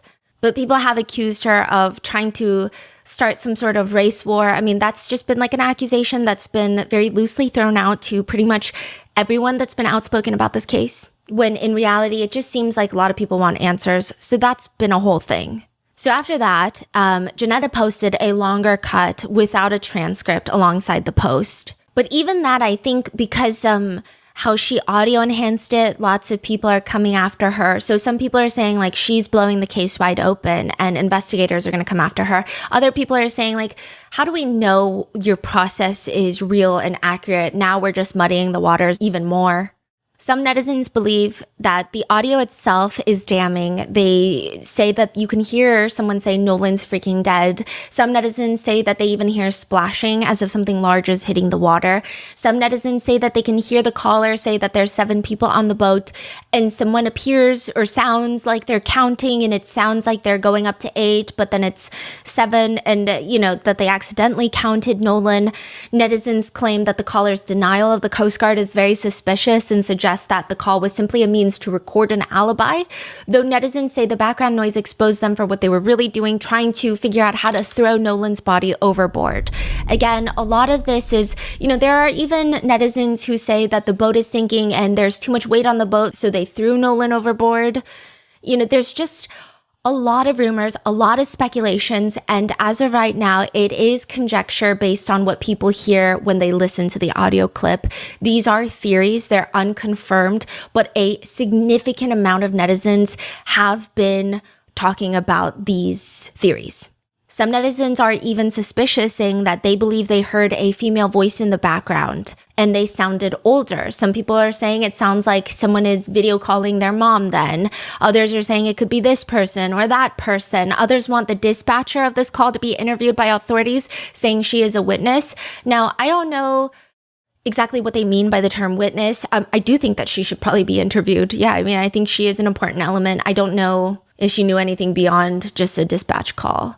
Some people were accusing her of knowing because she heard these things and was helping to cover it up. There's just a lot of huge accusations being thrown out online. Others want actual forensic audio analysts to review the enhanced and original audio. And some netizens are saying, I just can't make out anything. And that people just want to hear what they want to hear. I think the only undeniable part of this audio being released and the social media conversation around it is I do think that if the roles were reversed and if this was a young white man who drowned and not a young black man on a boat full of young black boys, I don't think there would be as much conversation online of you're just hearing what you want to hear. I think there would be probably a more streamlined online discourse of we need justice rather than like this whole fight about it almost on the internet. That's really the only undeniable thing that has come out of this audio footage as of right now. Now we're going to go back to the other elements of the case that was filmed a few days ago. And at the very end of this audio podcast, there's going to be more updates. Okay, so they drove it back to the other side and they're hanging out over there now. Yeah. Okay.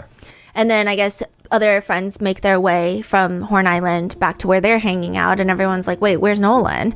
They're like, wait, I thought Nolan was, I guess it seems like the conversation is more so, well, I guess I thought Nolan was coming with you. I thought Nolan was coming with you, right? And so they're freaking out. And Warren says, well, if nobody's seen Nolan and he's not, like, I'm going to call Christine, his mom, and I'm going to call the Coast Guard. So he calls Christine, and he's the friend that seemingly informs Christine that Nolan is missing. Warren? Yeah, and he also calls the Coast Guard, which is interesting that he calls the Coast Guard. So Officer Tatum even questions that, and he's like, well, if you knew that he was with a girl, why did you call the Coast Guard? Because what if he's with the girl? I'm assuming he called the girl, no? I don't know. It doesn't seem like it. It seems like Katie was texting them after the fact. Oh, so he didn't contact Katie? No, because they don't really know Katie. Oh. So I think they found Katie like through friends of friends of friends or something. That seems like what it's being insinuated. And again, I have no answers for anything, okay? So Officer Tatum is like, well, why did you call the Coast Guard? And he's like, because I've lost people I know out at Horn Island from drowning. And he's like, I'd rather be the guy that does too much and calls the Coast Guard than not. And it is interesting. So some people think that the way that he talks about boats and fishing, he seems like very well versed in boating. He also emphasizes a lot of, I guess, boating safety quite frequently. So some people believe that's the right call. Like if you're in that life where you're fishing all the time, on a boat all the time, on the water all the time, you call the Coast Guard. You're not taking chances. Other people are saying, it's weird that you called the Coast Guard right away.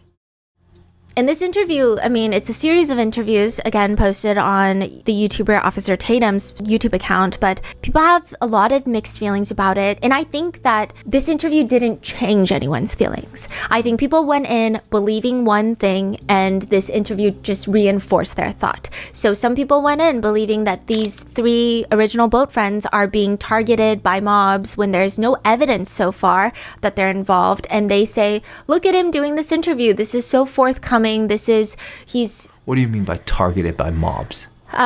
It's actually become such a political conversation where people think that this is a racial. Some people are saying, well, don't bring race into it. Other people are arguing, how can you not bring race into it when a black boy is dead? And race is like the undercurrent of everything in the United States, especially criminal justice systems. Like you can't take race out of anything. Like it's impossible. Mm-hmm. And then some people are saying, well, because, people want to make it about race, we're just going to target these 3 white boys, even though there's no evidence that they're involved. And they did lose a friend, and now they're getting sent death threats. And then other people are saying, well, that's not, it's just like a very, Okay. it's so become when you very... say mob, it's not actual mobs. You're saying the mobs of people, right? Yeah, Got it. Okay. So it's just very complicated. And so some people are saying like, this is very admirable that he would come forward and do this, because they're saying the original narrative was that he lawyered up. It was almost insinuating that these guys were not cooperating with law enforcement, but he's doing these podcast interviews, so it seems like perhaps he's trying to be as open and transparent as possible. Some people also believe that his demeanor comes off very trustworthy. I'm not certain. I don't think I can be the one to make a call on that. Then you have other people who came in definitely a bit more suspicious of these friends. And one comment writes, how does he not shed one tear while he talks about his friend? Like, that's weird. You're saying this is such a close friend of yours. Others are saying this is an example why so many lawyers would advise against doing interviews like this. Mother of holy hell, this was incredibly stupid. Why are they doing this? A huge point of contention was that a lot of these friends had deleted their social medias and lawyered up. There are reports that they didn't show up to the funeral. And so, again, I think you come in with the idea that you want to have, and I think this will bolster and reinforce that idea. So some people have come in and said, well, of course they deleted their social media because instantly they're getting death threats and they want to be private. And the one part that I will agree with, I do think everyone should lawyer up before talking to police, okay? I don't know if it's as applicable in this case, but I don't ever think lawyering up when talking to police is a bad idea. So there is that. Some people are saying, of course they would lawyer up. They should lawyer up. And then also not showing up to the funeral. The funeral was held at a point where, the conversation was already so big. The funeral itself was being live streamed. It's a massive funeral. Some people are saying it makes sense that they wouldn't show up when it almost seems like the family's attorney have also kind of pointed fingers around, and maybe some of those fingers have indirectly landed on them. So why would they show up to the funeral? Others are saying it's really weird you didn't show up to the funeral, because if this is a friend that you loved so much, so dearly, first of all, why did you leave him on the island? But second of all, you're not even going to show up to the funeral. And people are saying, if it were me and if it were my friend, I don't care if people think I'm guilty. I'm showing up to the goddamn funeral. Like, no one could stop me from showing up to that funeral.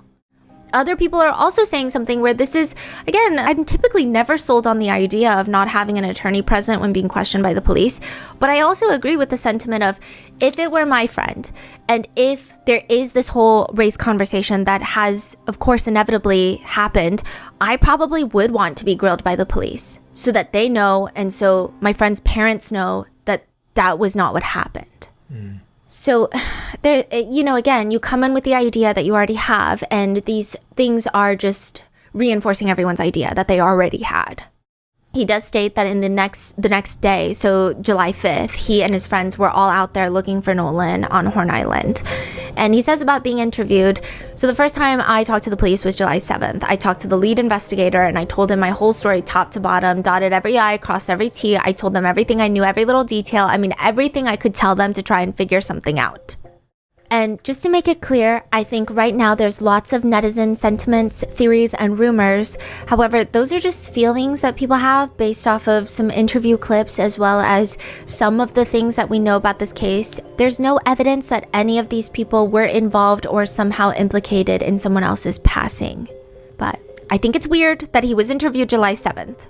Again, I'm just saying, 4th of July weekend, if someone goes missing, young college football player goes missing. Oh, you say, why is there a multiple day gap? I mean, sure, his body wasn't found until July 6th, but I feel like, why are you not interviewing people that night before people have time? Not saying that that's what happened. I'm not saying people took this time to do something nefarious, but why would you not question people, interview people before they have technically, allegedly, the time to like get stories in order?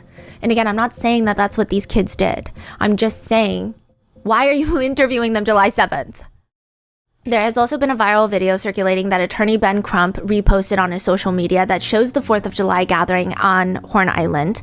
And the video starts circulating because people are saying, listen, you can hear someone fighting in the background of this video and it sounds like Nolan. It sounds like a confrontation.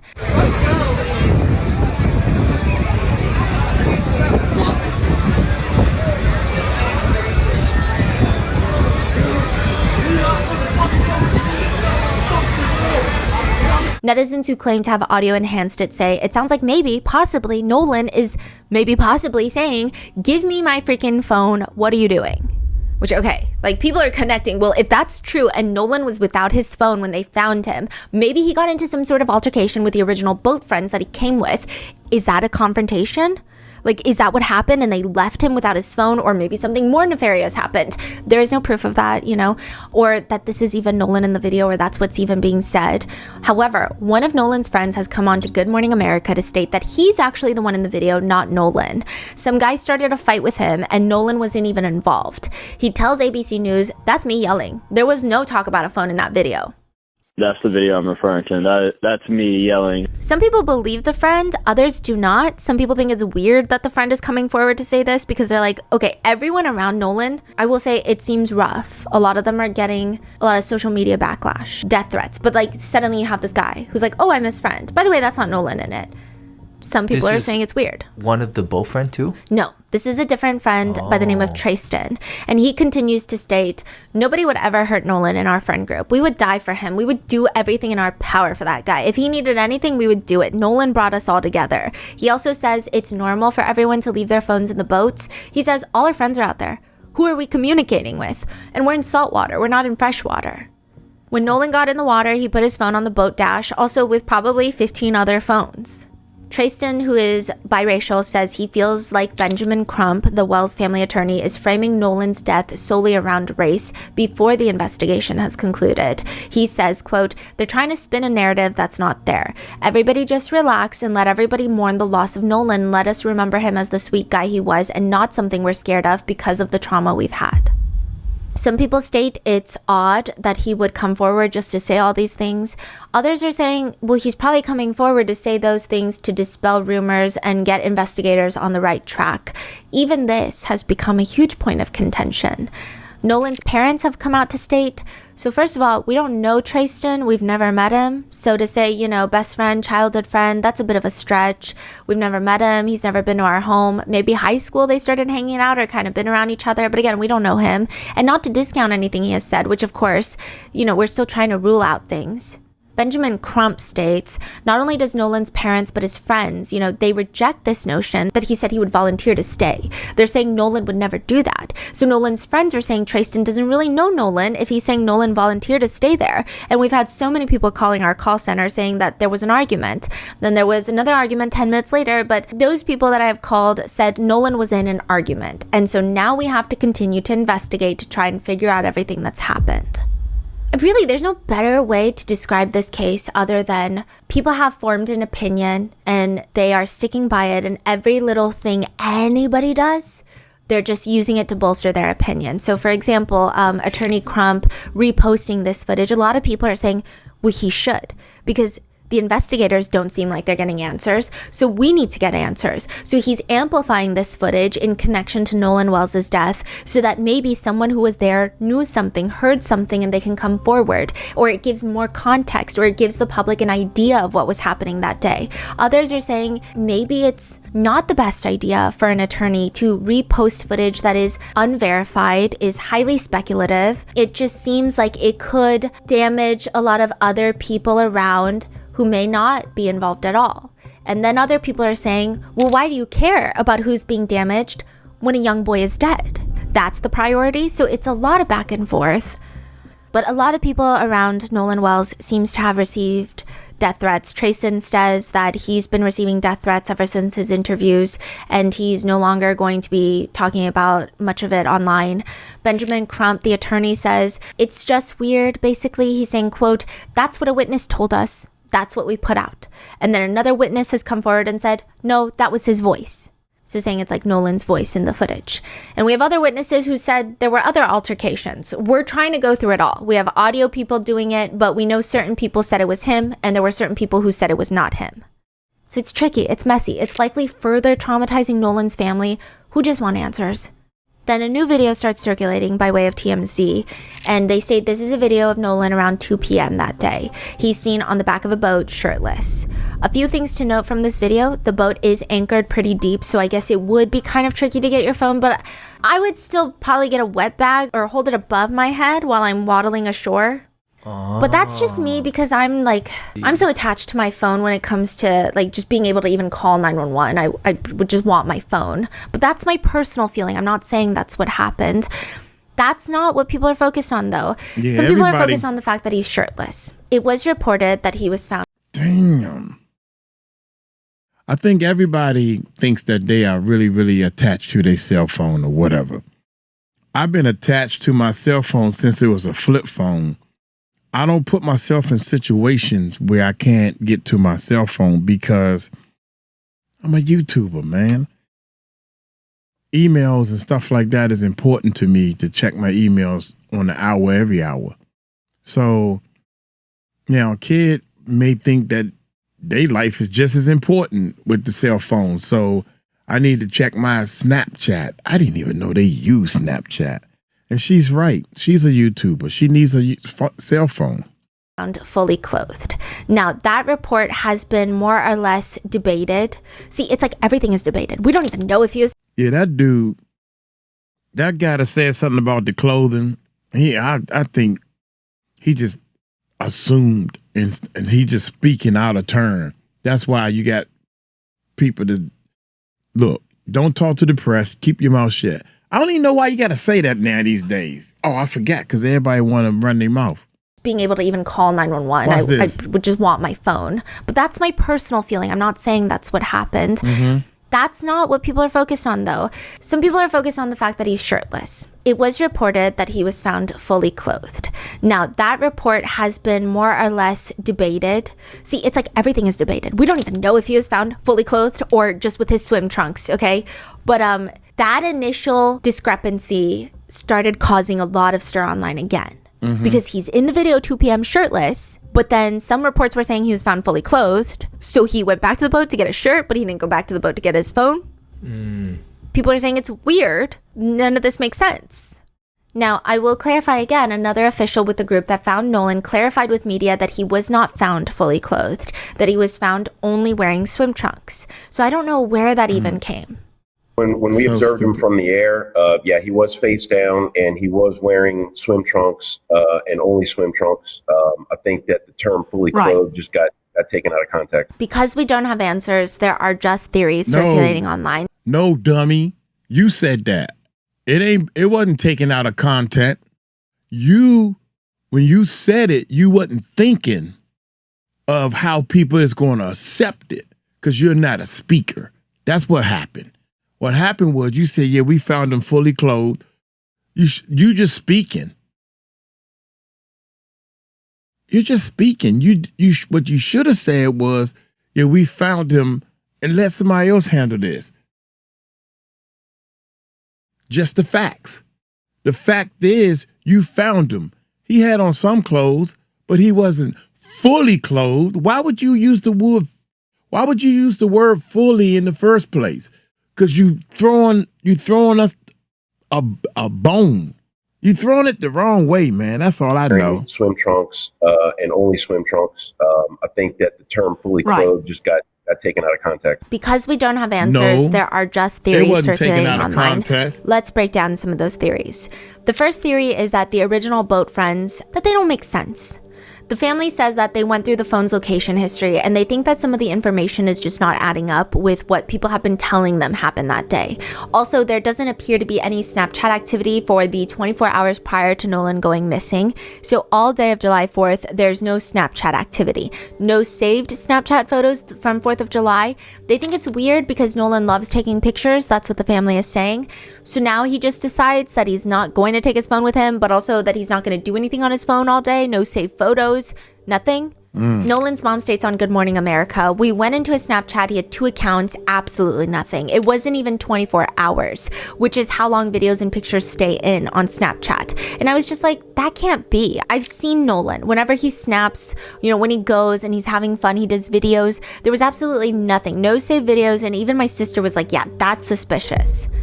Again, we don't know if anything was deleted or if this was a setting on Nolan's phone or if it was deleted purposefully. But if it was deleted purposefully, I would say that would mean that someone would have to answer to why they would do that.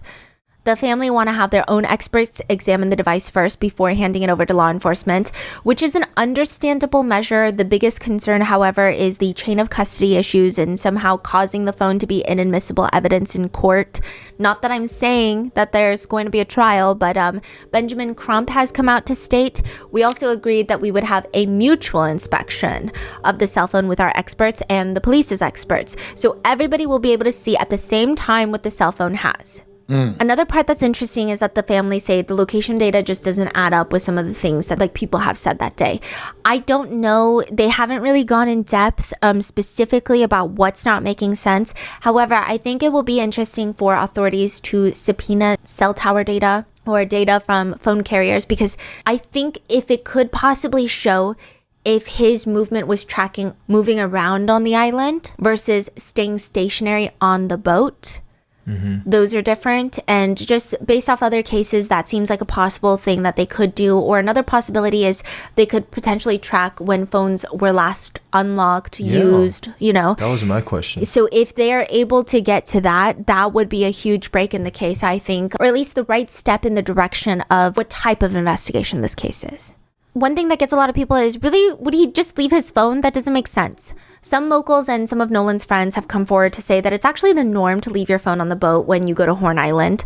I will note that the water is probably more waist deep, if not a little bit deeper from the videos that I could see of people anchoring the boats. So it's not a situation where you're going to be fully submerged. I imagine people are holding drinks in one hand. Maybe they're holding their phone. I don't know. But others have said, no, you go to Horn Island, you leave your phone on the boat. It's not that it's deep, but the water is murky. And they're saying, you're dropping your phone into seawater, you're not getting your phone back. It's not going to be okay. Also, who are you talking to? All your friends are on Horn Island. There's some reports that Nolan and many others were drinking on the island, so maybe Nolan was so drunk that he didn't really even think about or care for his phone. But then that's also questionable, why his friends would leave him when he's that intoxicated. Which is less about criminal liability, perhaps, and more so a point about morals. But again, that's just my opinion, which that doesn't mean that Nolan was indeed intoxicated. There are no toxicology reports that have come back. That doesn't mean he was visibly intoxicated, that a friend would notice, or that the friends did notice and didn't say anything. I'm just saying the theory, if true, opens up a whole new set of doors to a whole new set of problems. But even the original reasoning for his phone not being on his person doesn't make sense to Nolan's family and friends. They say, I don't know any 18-year-old, if you go with their story that he said he was going to stay behind, I'm going to leave my cell phone behind. It's just not adding up. One of his close friends starts telling CNN, I don't think Nolan would say, bro, I'm staying with this girl on the island. Y'all go ahead and go back. I've never known Nolan to stay back. Watch his friends leave. He's always been the guy where if he rode with you, he's going to come back with you. And another thing that's odd about it is if Katie did say that the last time she spoke to Nolan was when the guys were yelling at her to get on the boat, it's kind of weird because he stayed back to talk to this girl and then they don't talk again. Yeah, that doesn't make sense. Like, if he stayed back to talk to this girl, and then the girl is like, yeah, I didn't see him after he told his friends he was going to stay back to talk to me, and then we just stopped talking. Like, is that what we are to believe? Right. Is that what that's insinuating? I don't know, because I don't have the full statement. I don't even know if these are verified statements.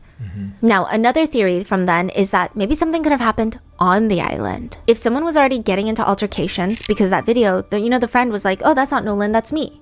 So he's saying a stranger was getting up in his face. Oh, so there are other conflicts. Yeah, maybe there was some sort of conflict with somebody else. It's not out of the realm of possibility that someone out there was looking to start picking a fight and decided to pick on Nolan for no reason, whether it be race or anything else. It could be anything at that point, right? I do feel like with this theory, the one thing that's confusing me is witnesses have been coming forward. I don't know if they have, I can't imagine someone wanting to shield some random drunk belligerent guy picking a fight with Nolan if Nolan ends up missing and deceased. I feel like that would be a very quick lead that would occur very soon in the investigation. Or at least we'd see some activity there. Maybe someone would report, my friend was questioned by the police about Nolan Wells' death, or like a friend of a friend I know was questioned. Then another thing is, Attorney Crump stated pretty early on that Katie had said that she saw Nolan get on a boat and leave. Now, I don't know where this statement is from. Attorney Crump later clarified that that statement was not made to him. So I don't know where this statement, if it's real, if she said that, I don't know, right?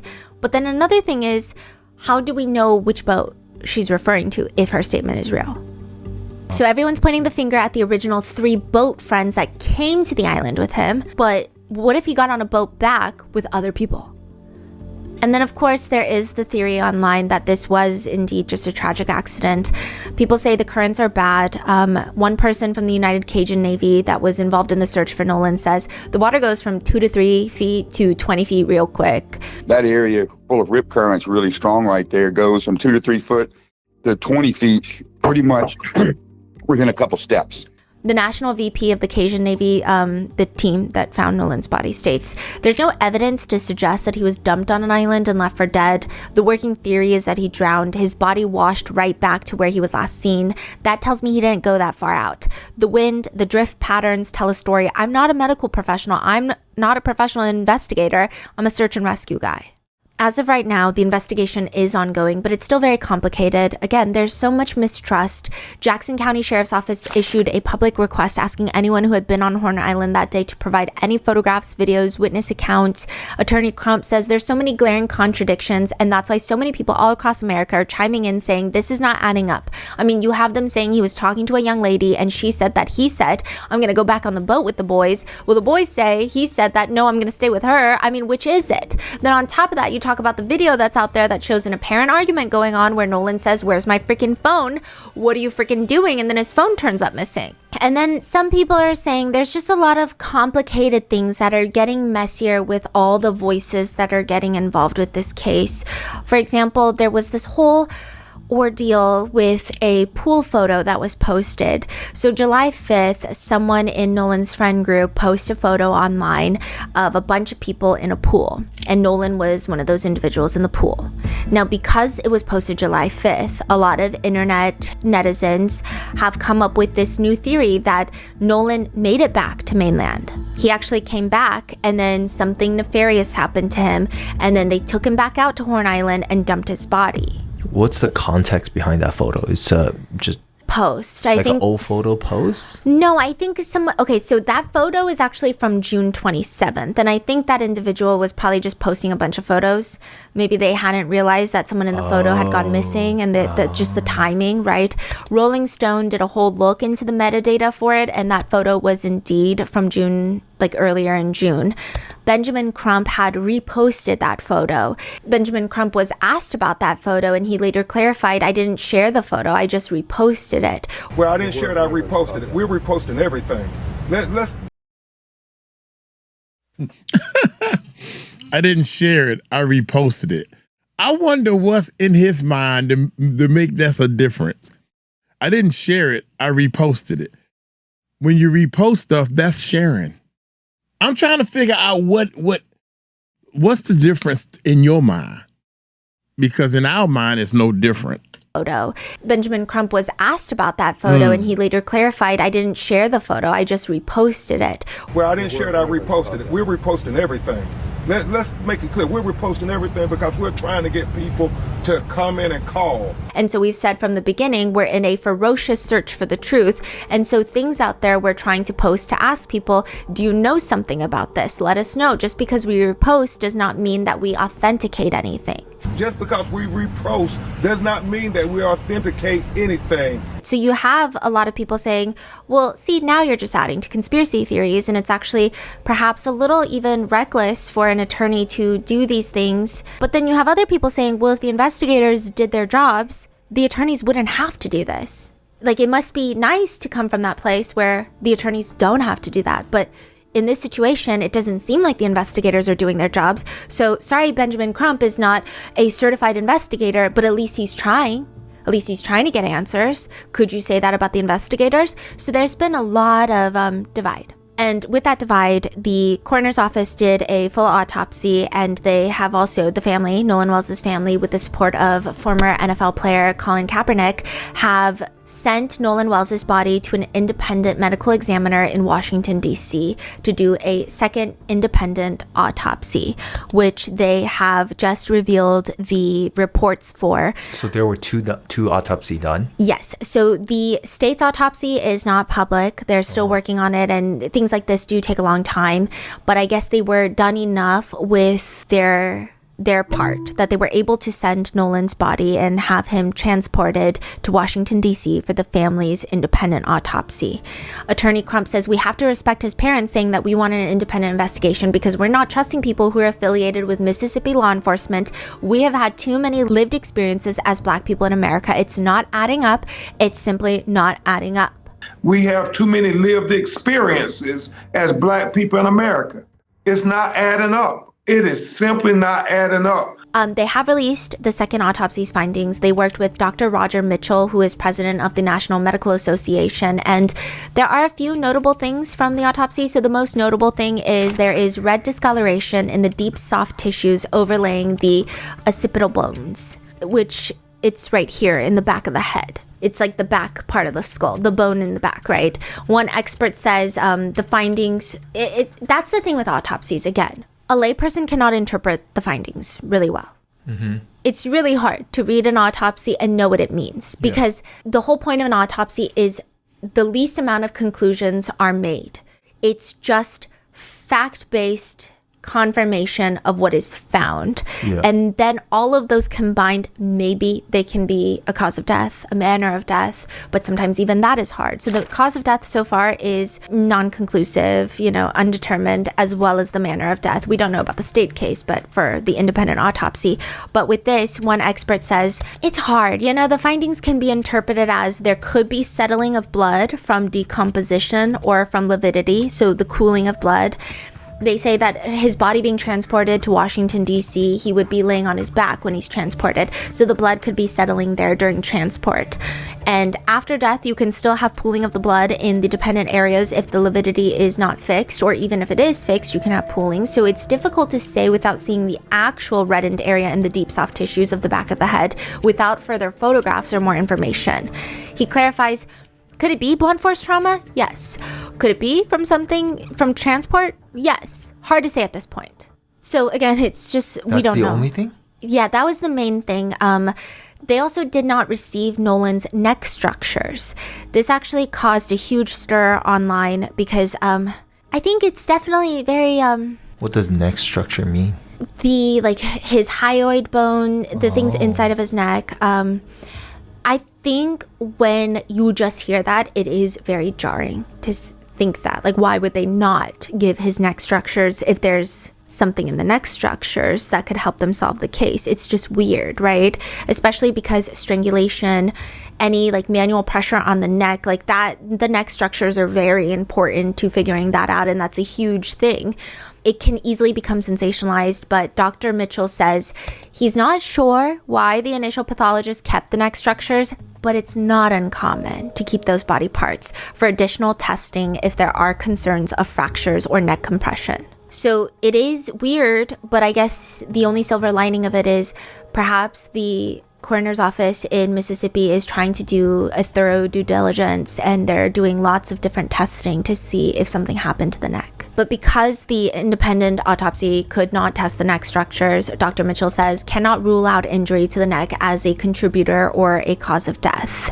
You know, another expert says this is pretty common. That's often the problem with second autopsies is structures are kept by the initial medical examiner for further testing or further evaluation. So the second autopsy is often limited by this. So the problem is the neck structures we're talking about, the hyoid bone, thyroid cartilage, are the structures that are often involved with strangulation. They can be taken by a medical examiner, dissected, evaluated for fractures or injuries or something of that nature, but then they're kept.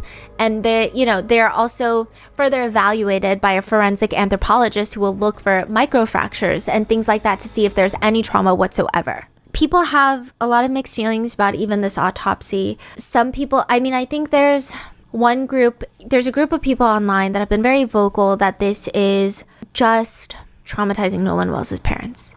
They were there when Attorney Crump had a whole autopsy presentation where I guess he was breaking down the findings. Some people didn't like that an attorney was breaking down the findings. They had rather wished that it was Dr. Mitchell so that they could give very clear, concise information to the public because, at that point, once the second autopsy results were revealed, a lot of people were running with it, just kind of more so sensationalizing, oh, they're hiding his neck.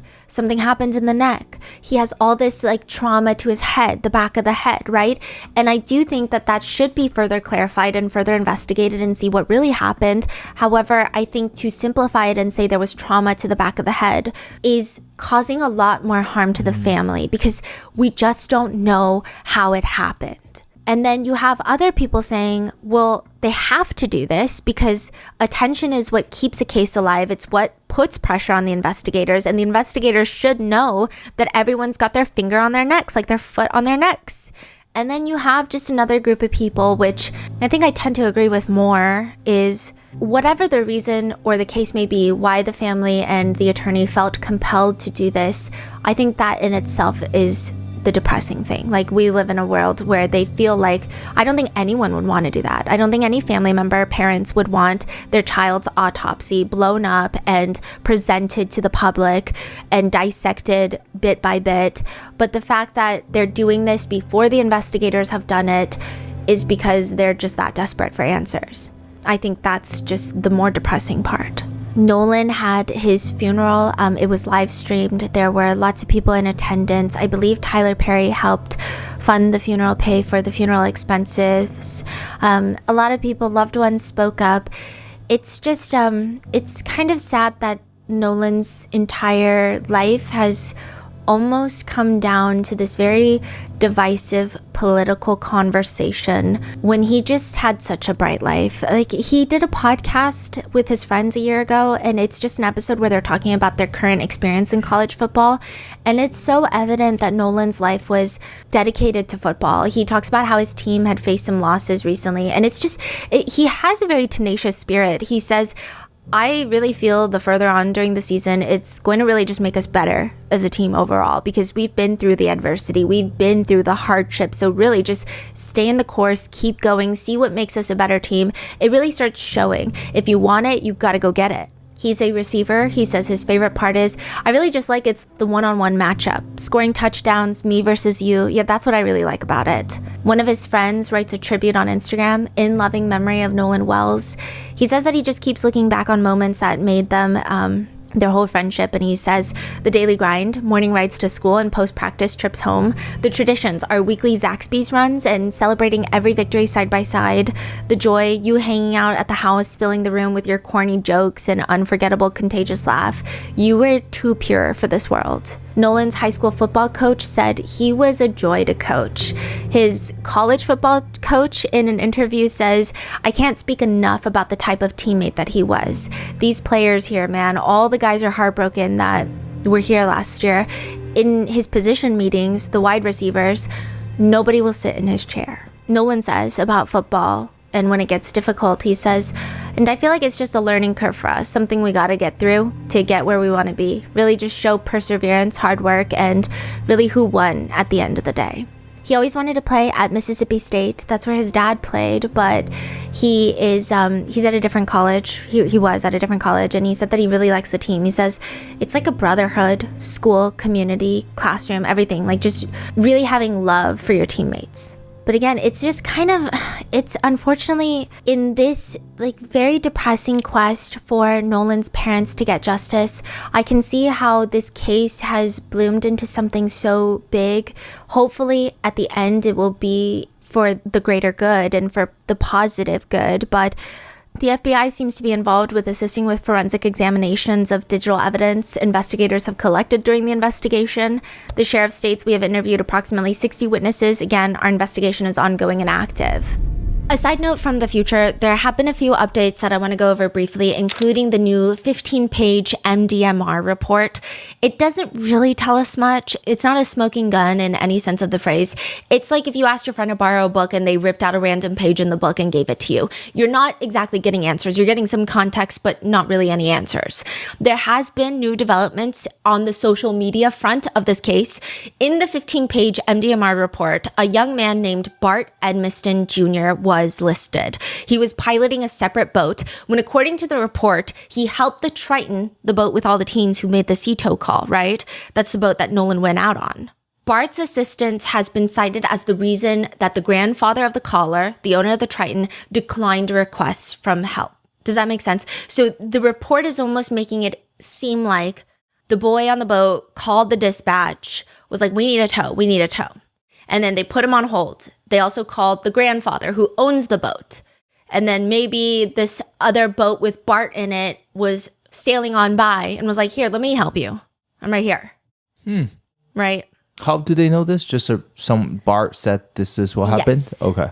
Now, is that what happened? That's what Bart said happened, right? Wait, but that doesn't make sense because if Bart helped them fix the boat, did it happen in like 2 seconds in the middle of those two calls? Because both of them were calling the... So the people who are inclined to believe that this is the complete and utter factual series of events, they believe that when dispatch put the guys on the boat on hold and was talking to the captain, that they were already calling the grandpa who owns the boat. Who's calling grandpa? Someone on the boat is calling the owner of the boat. Of course. Right? Otherwise, how would the grandpa know? You know, people they split into different groups. I've seen people online saying like the grandpa was on the phone with the captain and then his grandson, like literally we don't have any proof of any of this, like of the timelines, What right? exactly is this listed in this report about Bart? He helped tow the boat. To the other side? Enough so that the water could get out of the boat. Did this happen before the grandpa told them not to come or after, right? It's saying that the reason the grandpa told them not to come is because Bart was going to help tow the boat. Or was going to. Yeah, so maybe he just showed up and it's not like, oh, I'm actively towing the boat, but it was like, hey, I'm going to help you tow the boat. And then the grandpa was like, we don't need you guys. Who is Someone Bart? else is. A friend? Again, we don't know. Oh. Like, we don't know anything, really. That's what I'm telling you. It's like ripping a page out of a book and it's like, I don't know. And then even this, by the way, is a theory of people who believe that Nolan's death was an accidental drowning and not something nefarious. So they think the timeline adds up and they're filling in the blanks. Just like how people who don't believe it's an accidental drowning are filling in the blanks because we don't have a lot of the information that Nolan's family needs. Right. Okay. So like none of this, like I can't even tell you, like if I just tell you exactly what all these verified reports and these things are saying, we get like nothing. It's a whole bunch of nothing, like nothing that makes any sense. Not that stories aren't adding up, but I'm just saying nothing makes sense in terms of a full timeline. Yes, a full picture of the series of events. Yes. The MDMR report says the timestamps of the Triton's data. So I also feel like, you know, there are so much data now. There's phone calls, there's search histories, there's GPS, there's all of these things. I feel like the event shouldn't be very hard to prove by just listing out every single piece of data, like corroborated through all the people that's there. Like here, it can literally be put out as a few pages. You can list out every single second what's happening, right? Yeah. Then everybody will be accounted for. I don't get it either. Right. That's what I think. I have seen lots of people voice that opinion, and I have seen pushback on that opinion as well. Of people saying, well, If you've never been to Horn Island, you wouldn't know that nobody brings their phone. So there's not really strong documentation, because I guess the point that I get stuck on is like, okay, how has nobody come out with pictures or videos that are very clear with timestamps of where Nolan is? Like, it doesn't make sense. There's even Bart. You just mentioned this Bart guy, and this Bart guy should have a lot of data too. And then these data on the boat, like there's just, I feel like there's a lot of data. Yeah. Anyway, I think so too. Now, Bart, people took his name and just kind of started running with it. I will say that. It was just like a new name that showed up, and I think the internet got a little overzealous. The report, Bart's age is listed as 21, which then led a lot of netizens to accuse him of being the ones who bought all the teens alcohol. There is no evidence of this. It's only taken from the fact that he is of alcohol buying age.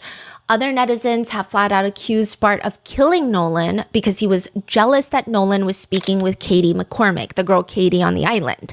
Now, netizens even cited a high school photo of Bart posing with Katie McCormick to prove that they had a past relationship. This picture was debunked. The high schoolers in the photo in question, it is Bart, yes, but the girl was just straight up not Katie McCormick. Yeah, not only was the picture false and the relationship rumor debunked, Bart has clarified that he has never once met Katie McCormick before Nolan's death, had zero interaction with her whatsoever. After these rumors gained traction, Bart was falsely named as a suspect in Nolan's case. He falsely named in the sense of the authorities have not named him a suspect, but people online have named him a suspect. And some people have gone even as far to say the authorities have named him a suspect, which as of right now, I can't find any evidence of. So it's just, it would be considered factually incorrect, right? Because he and his family have hired a lawyer by the name of Russell Latino to protect their son from defamation and the associated threats as a result of the defamatory statements.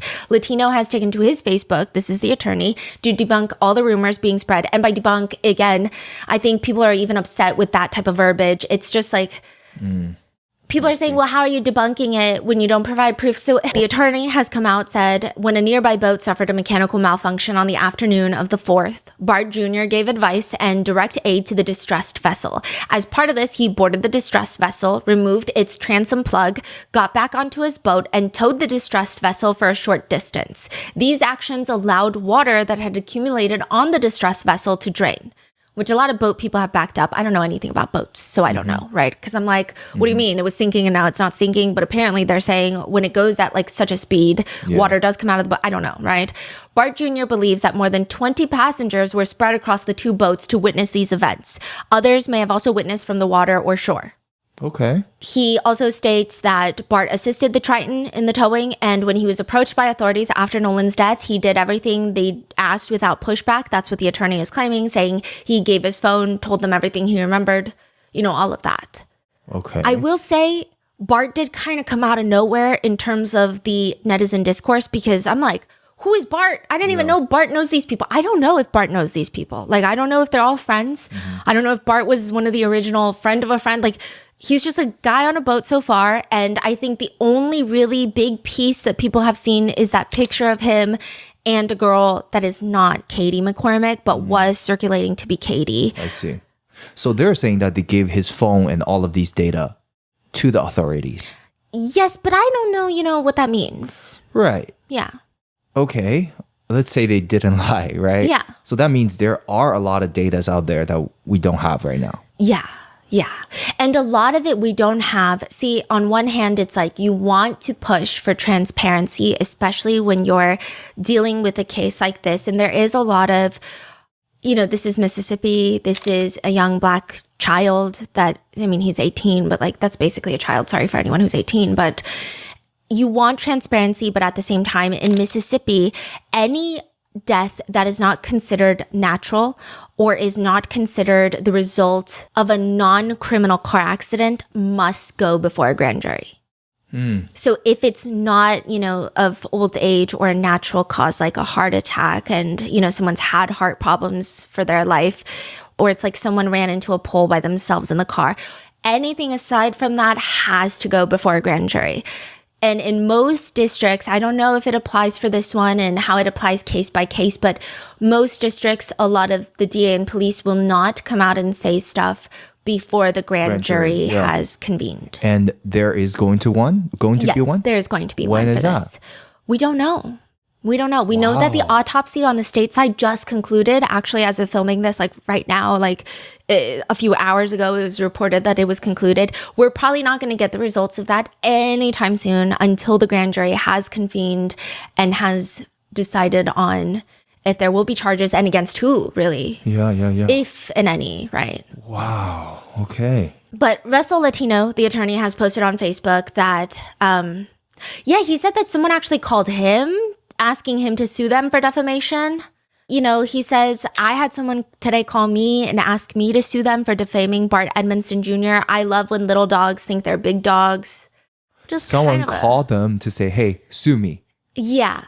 Which, you know what? I also hate attorneys. And I think defamation lawsuits, cease and desist are the bane of my existence. Okay. And I also get I lose my marbles sometimes. He's like, yeah, we served a cease and desist, demand for correction and evidence, preservation notices on social media influencer, comedian, rapper, and OnlyFans model Kimbra Lee today in anticipation of filing a defamation lawsuit against her. I anticipate at least 2 more such notices going out by the end of the week. I just bought a new case of toner for my printer, is what the attorney said. So it seems like, and that was another speculation online, it seems like there's going to be a lot of lawsuits, civil lawsuits, even when and if the criminal case is concluded, if that makes sense. Because it seems like everybody wants everyone to sue everyone. Some people want, Nolan's family to sue everyone for wrongful death. Other people want everyone else to sue everybody else for spreading online rumors or whatever have you. There's just a lot of netizens chiming in on who should sue who. So there's just lots of lawsuits being thrown around, or at least talks of lawsuits being thrown around. Basically, in TLDR terms, if you have been keeping up with this case, if you see some kid named Bart being accused as a suspect with an old high school photo of his relationship with Katie as proof, don't repost it. Just because as of right now, it's been completely debunked. The girl is not Katie. It seems that Bart probably doesn't know Katie, and all Bart has been confirmed to have done so far is help tow the Triton. Yeah. And it seems that his family is pursuing legal action against anyone saying otherwise. Now, as for fully verifiable case updates on the proven and confirmed legal side of things, Jackson County District Attorney has publicly confirmed that 1, Nolan's Mississippi Emmys official autopsy report will not be released until grand jury review, and 2, investigators and prosecutors are directed by state rules not to make comments or release information that could affect the integrity of the grand jury review. Interesting, but we don't have a date when that will take place. No. So the grand jury review is when juries, these are going to be residents who are registered voters that are picked, right? Mm-hmm. They hear evidence by prosecutors to see if anyone should be indicted on criminal charges. And according to the DA, this happens in every county, in every sort of death case, except for deaths by natural causes and non-criminal car wrecks. Now, we don't have any sort of date. We have no idea when they will convene. Even if they do convene anytime soon, those proceedings are not public. Mm-hmm. It's not like you can show up to court. Yeah. The grand jury is basically bound by NDA for 6 months. They can't even speak publicly about it for 6 months after the final adjournment. Wow. So that's not to say that we're not going to know for 6 months. That's just to say that they can't even talk about it for 6 months. Mm-hmm. But Nolan's death investigation, which authorities have yet to report as concluded, is pending grand jury review. One thing that authorities have been quick to share, though, is Public Safety Commissioner Sean Tyndall has reminded the public that intimidating witnesses and public officials is a felony, which I think a lot of people also took issue with. It's like, oh, so that's the one statement you're going to really make during all of this. Okay, great. Out of all the statements you could have made, that's the one. But for Nolan Wells and his family, the answers that they desperately want still remain unknown. They continue to await the results of the Mississippi Emmys autopsy. They will find out before the public, so I think they're trying to set up a meeting with the family in due time, probably within the day or two. You'll probably get more updates if the family does speak out on it, but they have subpoenaed for the preservation of Nolan's data on his social media accounts, including Snapchat, Life360, I believe some of the other big social media platforms.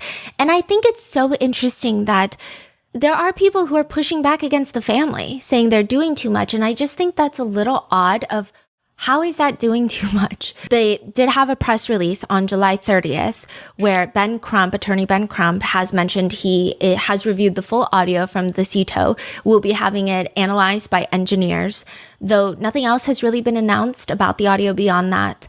And that is really where we are as of right now. Of course, there will be many updates to come, and we're going to add a pinned comment. And if there are any significant updates, we may have to do an additional episode, but that is it for right now.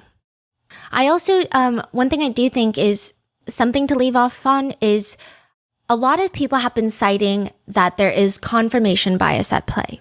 Like, oh, well, because you want or you think something happened, you're going to hear something in the audio. You're going to see everything in this way. And I think if you just leave this case and think about why that confirmation bias exists and why people have this pattern that they have recognized from the criminal justice system by living as a Black individual in America, I think that is perhaps a broader conversation that could be had after we get justice for Nolan Wells and his family, or at least answers for Nolan Wells and his family, because there's a reason that the confirmation bias exists. There's a reason people feel so uneasy. There's a reason people feel so distrustful of authorities. And I think that is the pain point that a lot of people are just ignoring. They're just saying like, oh, you have confirmation bias. But it's like, okay, well, what created that? So that is where I leave you with this case. Let me know your thoughts on this one. Please stay safe, and I will see you in the next one.